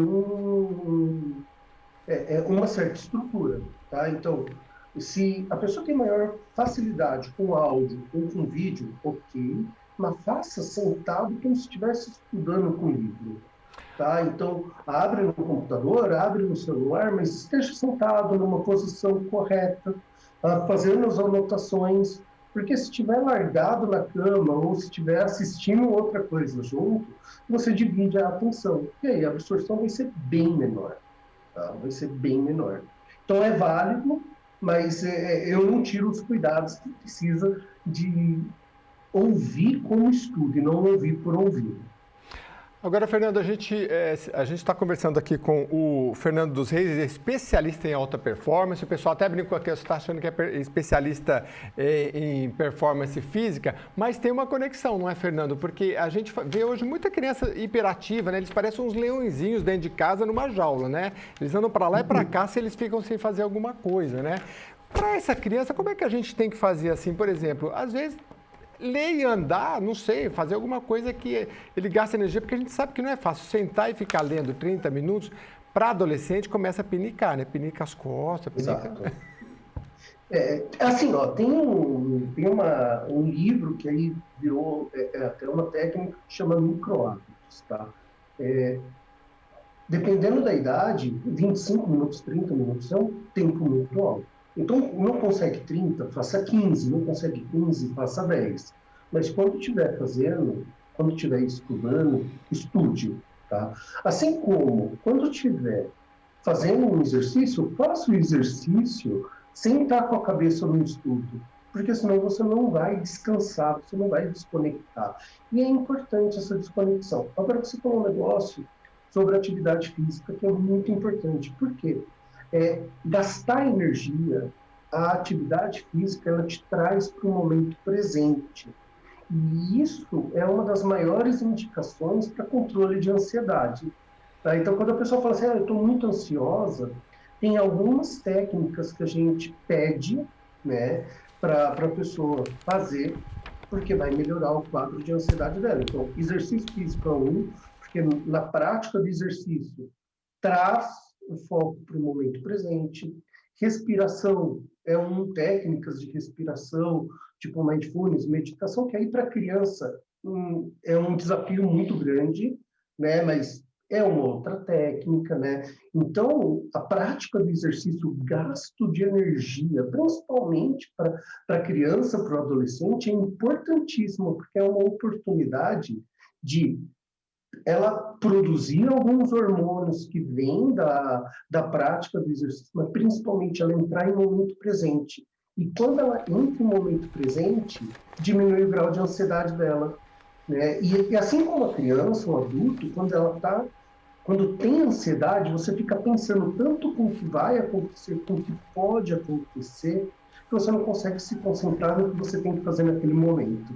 Eu não sei se vocês já tiveram algum quadro, algum pico, algum momento de ansiedade, mas no momento da ansiedade você realmente não consegue produzir, né? Porque você fica pensando tanto no futuro, né? Então, respondendo sim, a prática de exercício é importantíssimo e todo mundo, se puder, o ideal é intercalar estudo e prática de exercício para poder realmente conseguir manter o foco e a atenção onde precisa nesse momento. Fernando, muito obrigado pela sua entrevista. O Fernando dos Reis, ele é especialista em alta performance e a gente vai voltar no Jornal da Rede Alesp com mais tempo para falar, porque esse é um tema muito legal. Obrigado pela sua participação. Eu fico à disposição. Muito obrigado. Obrigada, Fernanda, e tenha um bom dia. Voltamos a mais informações sobre a pandemia da Covid-19. E aqui no estado de São Paulo, ele registrou neste domingo 48.351 óbitos e 1.546.132 casos confirmados do novo coronavírus. Pois é, as taxas de ocupação dos leitos de UTIs são de 66,4% na Grande São Paulo. O número de pacientes internados é de 12.860, sendo 7.333 em enfermaria e 5.527 em unidades de terapia intensiva. Atualmente, os 645 municípios têm pelo menos uma pessoa infectada pela Covid-19, sendo 611 cidades com um ou mais óbitos. Pois é, daqui a pouquinho a gente vai falar mais um pouquinho sobre a vacina, Lília, mas olha, tem umas informações aqui sobre aposentadoria. A idade média de aposentadoria por tempo de contribuição no Brasil aumentou em 2020, segundo dados da Fundação Instituto de Pesquisas Econômicas, que é a FIPE. A média subiu de 54,5 anos em 2019 para 55,1 no período entre janeiro e outubro do ano passado. Jeremias, e para os homens, a média passou de 56,6 para 55,6 para 56 anos, enquanto para as mulheres foi de 52,8 para 53,4. Segundo a análise da FIPE, a elevação bastante gradual da média indica que as mudanças trazidas pela reforma da Previdência têm respeitado direitos adquiridos e regras de transição para aqueles que já estavam no mercado de trabalho. E vamos também trazer um pouquinho de notícias sobre o verão, né, Jeremias? Muita atenção para outra semana típica de verão aqui em São Paulo. De acordo com as previsões meteorológicas, o calor vai predominar no estado nos próximos dias e as condições para as chuvas vão permanecer elevadas e a expectativa para temporal em várias áreas. Nesta segunda-feira, o sol vai aparecer em alguns momentos e com isso as temperaturas vão subir rapidamente no estado de São Paulo.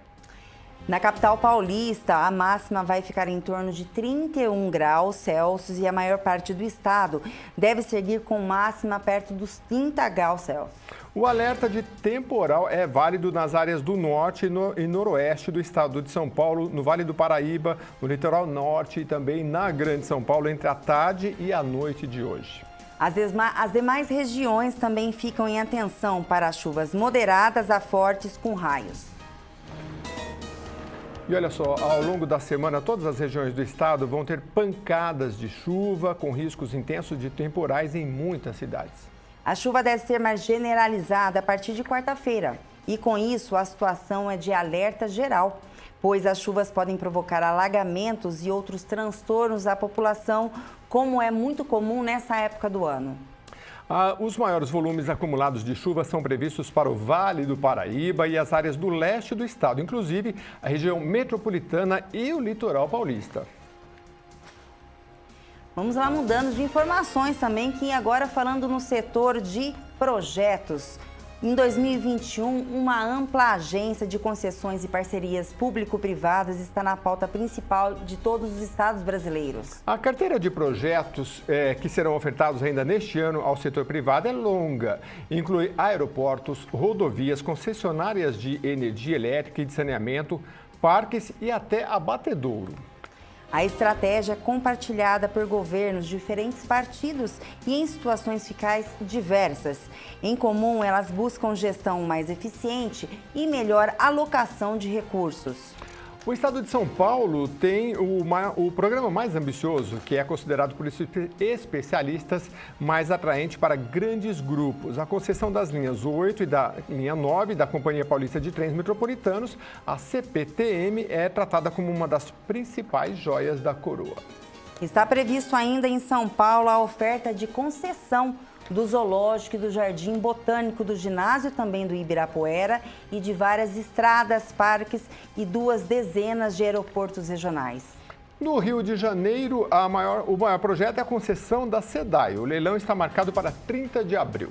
No Rio Grande do Sul, o governo pretende privatizar a distribuidora da Companhia Estadual de Energia Elétrica, a CEI em fevereiro. E na Bahia, o governo estadual estrutura uma parceria público-privada para a revitalização do Pelourinho, no centro histórico de Salvador. Aí, Jeremias, agora são 11h06 e vamos voltar aí com mais uma entrevista. E vamos falar agora sobre a vacinação contra a Covid-19. E vamos conversar agora com Melissa Palmieri, que ela é diretora da Sociedade Brasileira de Imunizações Regional aqui em São Paulo. Bom dia, Melissa, como você está? Bom dia, Jeremias, bom dia, Lilian, e bom dia quem está nos assistindo. Eu queria começar te perguntando sobre a vacinação, que é o foco, né, da semana e do dia, e a imunização pela rede particular, se ela pode atrapalhar no processo da rede pública, né? A gente tem aí notícias chegando aí do setor público, mas o setor privado também vai poder oferecer. Como é que você vê essa situação?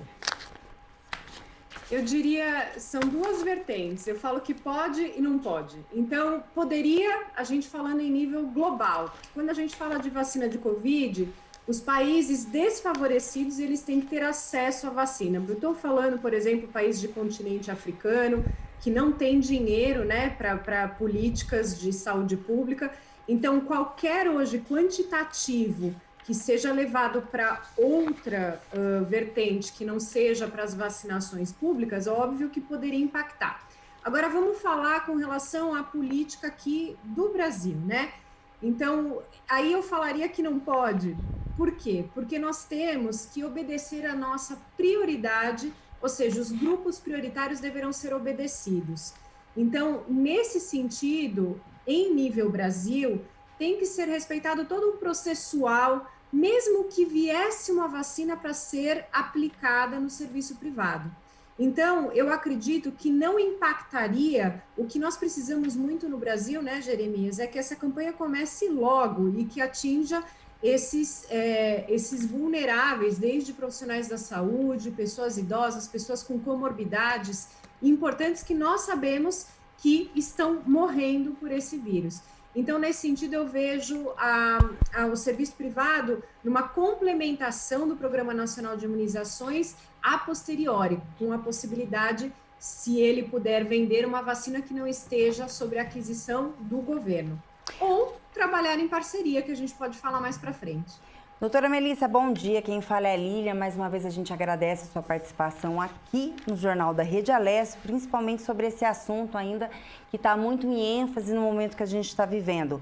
Para a senhora, na sua visão, como que deve ser um plano de vacinação para que seja totalmente eficaz? A senhora acha que o governo está tomando a medida correta?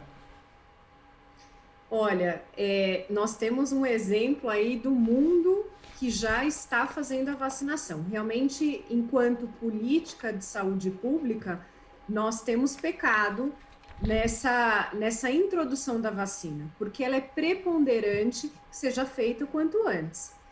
O que nós vemos, essa pergunta é complicada, né? O que eu vejo num plano de vacinação para que ele seja, né, efetivo. São várias vertentes aí.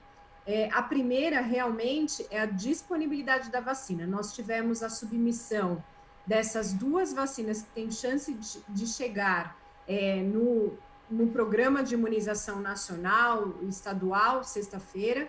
Então, existe um processual aí de 10 dias que nós vamos aguardar a liberação. Uma coisa favorável é que nós temos já em território do estado de São Paulo a vacina Coronavac, então, e que é de fácil distribuição e aplicação. E aí existe todo um processo de deflagrar essa vacinação nos municípios.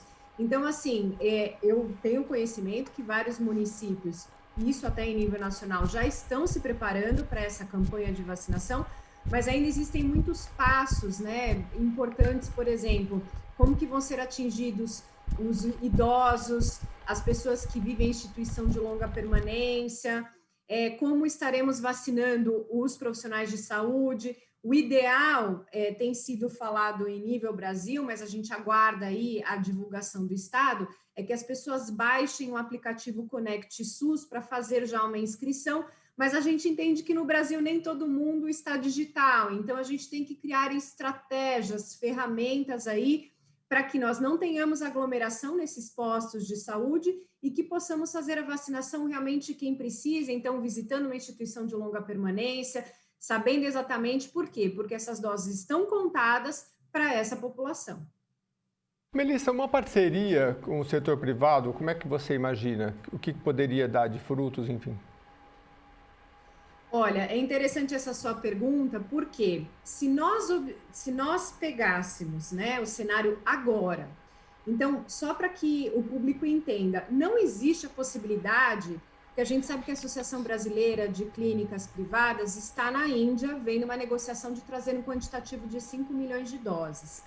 Mas não existe dentro do processual comum de regulação, autorização, uma coisa que é rápida para comercialização em mercado privado. Então, para todo mundo que pergunta, eu sempre falo, gente, pense no segundo semestre, se houver a possibilidade. Por quê? Porque essa vacina precisa ter terminado a fase 3, precisa submeter esse produto para a agência regulatória para um pedido definitivo, porque não se pode comercializar vacina com uma autorização temporária emergencial. Isso é só em governo, da forma que está sendo feita a Coronavac, a vacina de Oxford junto da Fiocruz. Então, uma vacina para chegar no mercado privado precisa todo esse processual que demanda tempo e documentação, e depois de aprovado ainda demanda tempo da Câmara de Medicamentos precificar, ou seja, falar, olha, o preço para você comercializar é esse. Então, não é um processo rápido. Então, como que eu penso que a clínica privada pode ajudar no início da campanha? Fazendo parcerias com o governo, ou seja, o governo destinando doses e dizendo, se você quiser ser meu parceiro, você vai ter que registrar essas pessoas que você vai vacinar, que são do grupo prioritário, e você pode fazer uma cobrança da aplicação. Às vezes a pessoa quer ir num serviço privado, não quer ir num posto. Então, assim, que a clínica recebesse esse material, essa vacina com insumo, e que ela cobrasse uma taxa de aplicação, porque ela é um serviço privado. Então, eu veria nesse sentido, mas que ela tivesse uma rastreabilidade assegurada e que fizesse realmente exatamente o que o governo está exigindo dos grupos prioritários, para que não tenha aquele negócio, privilegiou quem tinha dinheiro. Isso daí não pode acontecer, até por uma estratégia de você proteger realmente os mais vulneráveis e diminuir hospitalização e mortalidade neles. Doutora Melissa, a gente sabe que tem muitas pessoas que estão com receio de tomar a vacina, e para a vacina ter a eficácia que ela precisa ter, a gente precisa de 80% da população vacinada. A senhora poderia estar falando um pouquinho sobre a necessidade de estar tomando a vacina para essas pessoas mesmo que estão com receio de tomá-la? Lilian, é muito importante que todos os brasileiros entendam que vacinar é um pacto social. Então, nós só vamos conseguir, daqui muitos meses, nos livrar de máscara, de todas essas restrições, não poder visitar os nossos mais amados parentes idosos, quando nós efetivamente tivermos uma redução dos índices de incidência desse vírus no nosso país. E uma ferramenta essencial é a vacinação.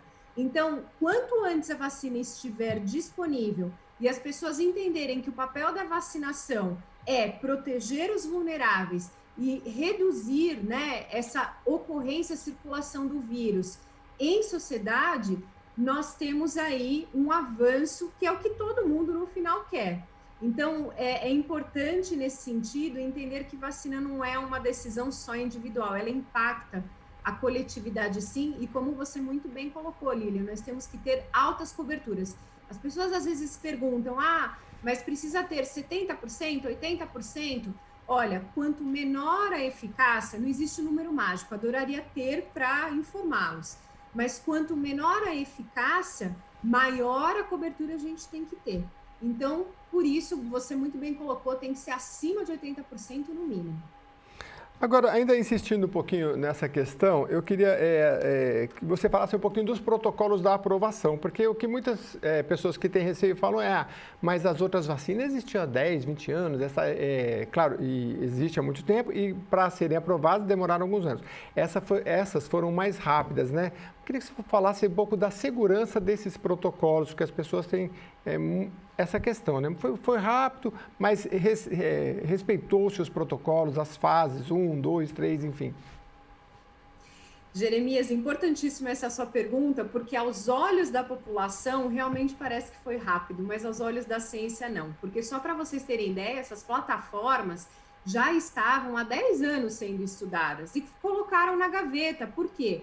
Começaram a estudar quando aconteceu o SARS-CoV-1, quando aconteceu o episódio do MERS, que são coronavírus que tiveram uma alta letalidade, mas que não teve uma proporção de dano em saúde pública mundial.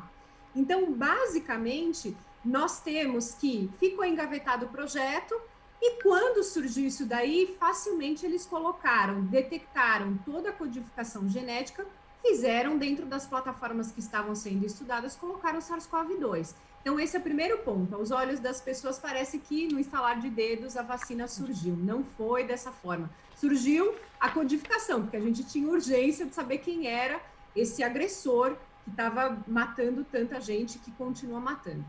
Bom, segundo ponto, com relação às fases de pesquisa clínica. Quando um produto chega na fase 3, é sinal que na fase 2 observou num pequeno grupo controlado a segurança. Então, a fase 3 ela chega para ratificar, confirmar se aqueles dados na fase 2 eles podem ser reproduzidos em milhares de pessoas. E desta forma, nós temos sim a vacina de Oxford, a vacina da Pfizer, a vacina da Moderna, já apresentaram dados de fase 3 assegurando isso. A vacina Coronavac, em parceria do Butantan, não teve uma publicação, porém os dados foram enviados para a Anvisa dos mais de 12 mil sujeitos investigados no nosso país. Então, a Anvisa está em posse desses dados, embora não tenha tido a publicação, a Anvisa tem esse dossiê e ela pode perguntar e ele, nesses 10 dias, tem período para analisar isso daí. Então, nesse sentido, eu vejo que as vacinas são seguras. Aliás, a plataforma utilizada no Butantan, essa não é inovadora, porque é a mesma plataforma que a gente faz a vacina da gripe. Então, com questão de segurança, não tenho problema algum, a gente já imaginava que não ia ter problema nenhum de segurança. É a questão mesmo de dados de eficácia, que talvez estão sendo ainda depurados, digeridos ali pelos técnicos, que é função de uma agência como a Anvisa. Então, eu não vejo preocupação, estou louca como profissional de saúde para que venha qualquer uma das vacinas muito bem avaliadas pela Anvisa para eu poder aplicar em mim. Doutora Melissa, vamos voltando a falando aí dos protocolos. Caso haja 100% de participação da população do Brasil e todos sejam vacinados, ainda mesmo assim é obrigatório e necessário o uso de máscara, álcool em gel e distanciamento social? Importante esse ponto, Lilian, porque as vacinas, elas têm demonstrado uma eficácia na redução de manifestações clínicas, desde leves, ou seja, evitando que a pessoa procure um serviço de saúde, ou moderadas a graves, que estão relacionadas a não procurar hospital, não evoluir para uma UTI, até proteger de mortalidade. Então, as vacinas, os desfechos dos estudos têm mostrado estas respostas. Não quer dizer que nós, no andar da carruagem, não tenhamos notícias com relação à redução da infecção. Isso é um outro desfecho que estão sendo avaliadas as vacinas. E a gente ainda não tem essa resposta. Enquanto não tivermos essa resposta, temos que sim, e não tivermos muita gente vacinada, temos que sim manter a utilização de máscara, não estar em aglomerações, manter o distanciamento social, porque isso nós estamos esperando dos resultados das vacinas. Em paralelo, um grande fator que vai nos apoiar para começar a flexibilizar são os dados epidemiológicos da redução da circulação desse vírus em sociedade. Então, também teremos que acompanhar, e o Brasil, né, tem cidades distintas em cada local, com agressividade, né, com a incidência do vírus distinto em várias cidades. Então, nós vamos ter que aguardar as vigilâncias epidemiológicas estarem nos informando que está reduzindo para que consigamos iniciar flexibilizações com relação ao que você perguntou. Eu queria saber um pouquinho sobre o prazo da imunização, né? Vai primeiro os profissionais da saúde e quem tem um idoso em casa, a avó, a mãe se vacinou. E esse controle também, como a Lilian colocou, o distanciamento, quanto é que tempo demora para falar, não, agora ela já está imunizada? Minimamente, a gente fala que o organismo, isso em geral em vacinas, e a gente tem visto as recomendações e os estudos científicos das vacinas que já tiveram publicação. Minimamente 10 a 14 dias. Vamos colocar um número mais robusto, 14 dias, para uma produção adequada de anticorpos. Então, não quer dizer que eu vou tomar vacina hoje, que eu estou livre, vou sair circulando e me sentindo super protegida. Outro fator importante é que estes estudos, a maioria deles, tem sim falado da importância da segunda dose para uma eficácia completa. Então, é isso. Na primeira dose, a gente já vê um percentual, por exemplo, na vacina de Oxford, depois do 22º dia, observou-se uma eficácia de 73%. Mas precisa, sim, de uma segunda dose. Os governos vão estar avaliando o Programa Nacional de Imunizações, o estadual de imunizações, se essa segunda dose vai poder flexibilizar como fez na Inglaterra. Porque a vacina de Oxford é momento 0 e 4 semanas, mas os governos, através dos estudos clínicos, viram que pode flexibilizar para 12 semanas. Então, vamos aguardar o que o Programa Nacional de Imunizações vai falar. Já a vacina Coronavac são 2 doses também, momento 0 e 14 dias. E pode ser feita até o 28º. Então, provavelmente, vai ser esse período aí dessas 2 doses. Melissa, eu também queria entender, assim, aquela pergunta recorrente, quem já pegou Covid, se deve tomar ou não, primeiramente? Então, isso é importante, Jeremias. É importante essa questão porque muitas das pessoas que pegaram Covid, elas produziram anticorpos e a gente diz que esses anticorpos eles vão cair com o tempo. E às vezes nessa produção, nem tanto anticorpos neutralizantes, são anticorpos só marcadores de que teve exposição ao vírus. E tem anticorpo bobo lá, que não vai conseguir atuar numa batalha se esse vírus entrar de novo. Então, a vacinação, ela faz com que esses anticorpos neutralizantes sejam produzidos em um número muito maior e terá uma atuação robusta aí se essa pessoa se expor novamente. Outro fator de quem já teve Covid, se vai vacinar ou não, é que, de fato, em nível populacional, a gente não tem nem como ficar verificando se a pessoa teve ou não, porque a gente sabe que algumas infecções podem ser assintomáticas. Então, nós, em todos os governos que estão sendo introduzidas a imunização, e aqui não será diferente no Brasil, nós teremos sim a indicação de fazer até quem já teve a doença. Pois não, Lília. Não, eu queria ver com a doutora também, que agora a gente tem uma nova variante que já foi pego aqui no Brasil com um casal. A pergunta para a senhora seria o seguinte, com a vacinação, também a gente fica imune a essa nova variante, doutora? Olha, alguns estudos, por exemplo, a Pfizer já falou que a vacina deles atua com relação a essa nova variante. É óbvio que nós precisamos ver, Oxford está estudando, a Coronavac também, mas como ainda tem um contingente menor aqui no Brasil, a gente sempre fala, o ideal é que a gente comece o quanto antes a vacinação, porque uma das características do vírus é ele mutar. Então, quanto mais, infelizmente, a gente tem visto um comportamento errado das pessoas de estarem se aglomerando, indo em festas, as pessoas estão cansadas, então quanto mais a gente fizer o vírus circular, estar nesse descontrole, mais chance para ele mutar. E eu não preciso nem que um vírus da Inglaterra ou África do Sul venha no Brasil. Ele pode mutar aqui dentro do nosso território.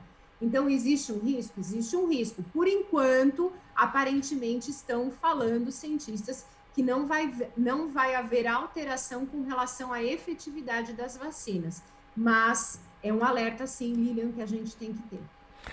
Melissa, é complexo explicar como foram feitas essas vacinas. Mas o que dá para a gente comparar? Porque a população está acostumada lá, vacina de varíola, rubéola, sarampo, cachumba.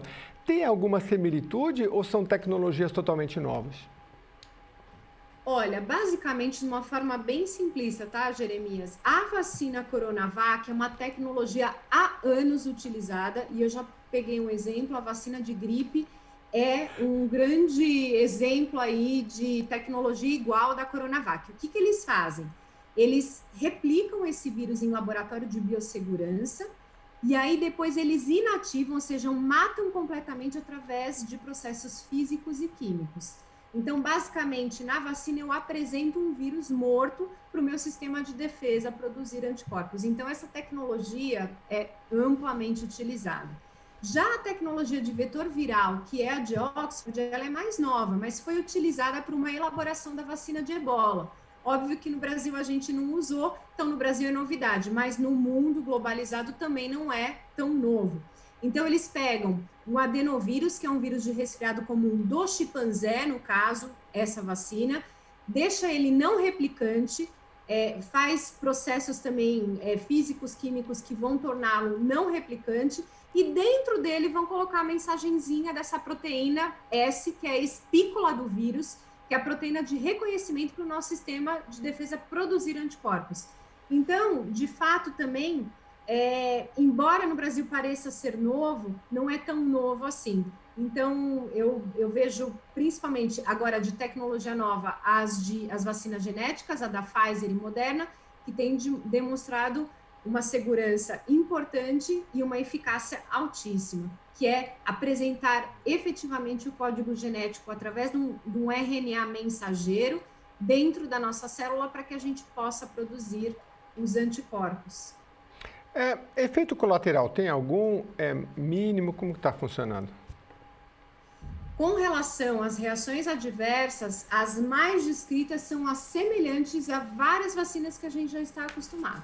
Então, a principal reação adversa descrita na maioria das vacinas é a dor no local, uma vermelhidão, um inchaço. E é importante que as pessoas saibam que isso é autolimitado. Usualmente, até 72 horas, essas reações, tanto locais quanto as sistêmicas, que eu vou falar a seguir, elas são autolimitadas. Com relação às sistêmicas, tem-se descrito uma dor de cabeça, uma febrezinha baixa, que pode ser controlada com paracetamol, por exemplo, foi muito utilizada no protocolo de pesquisa clínica de Oxford, e também uma dor muscular, calafrios, uma dor articular, e isso daí está tudo certo. É importante que as pessoas saibam que elas podem ter essas reações adversas usualmente até os 3 primeiros dias. Outra coisa importante para falar é que, às vezes, as pessoas, infelizmente, se expõem ao vírus e ela ainda não sabe e ela toma a vacina. E aí ela pode desenvolver a doença, principalmente nos 10 primeiros dias após a vacina.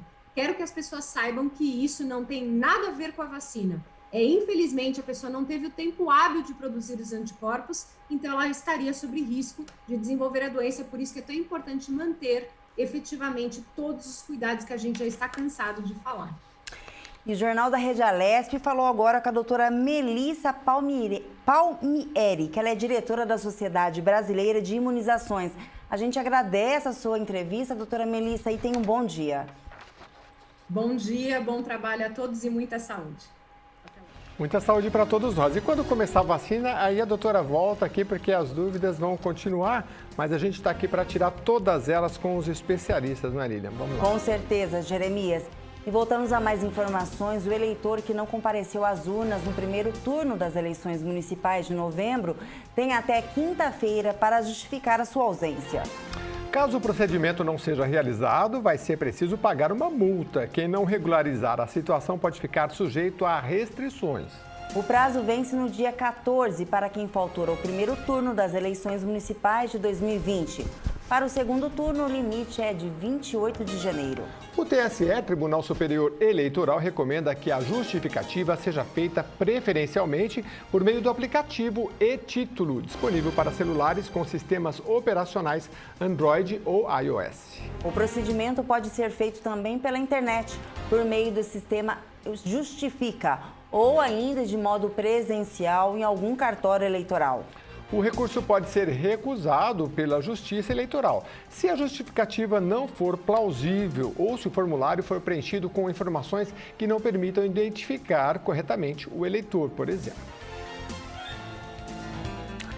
E o Jornal da Rede Alesp vai para um rápido intervalo e voltamos já já. Nós voltamos em instantes com mais informações para você. Fica aí com a gente já volta.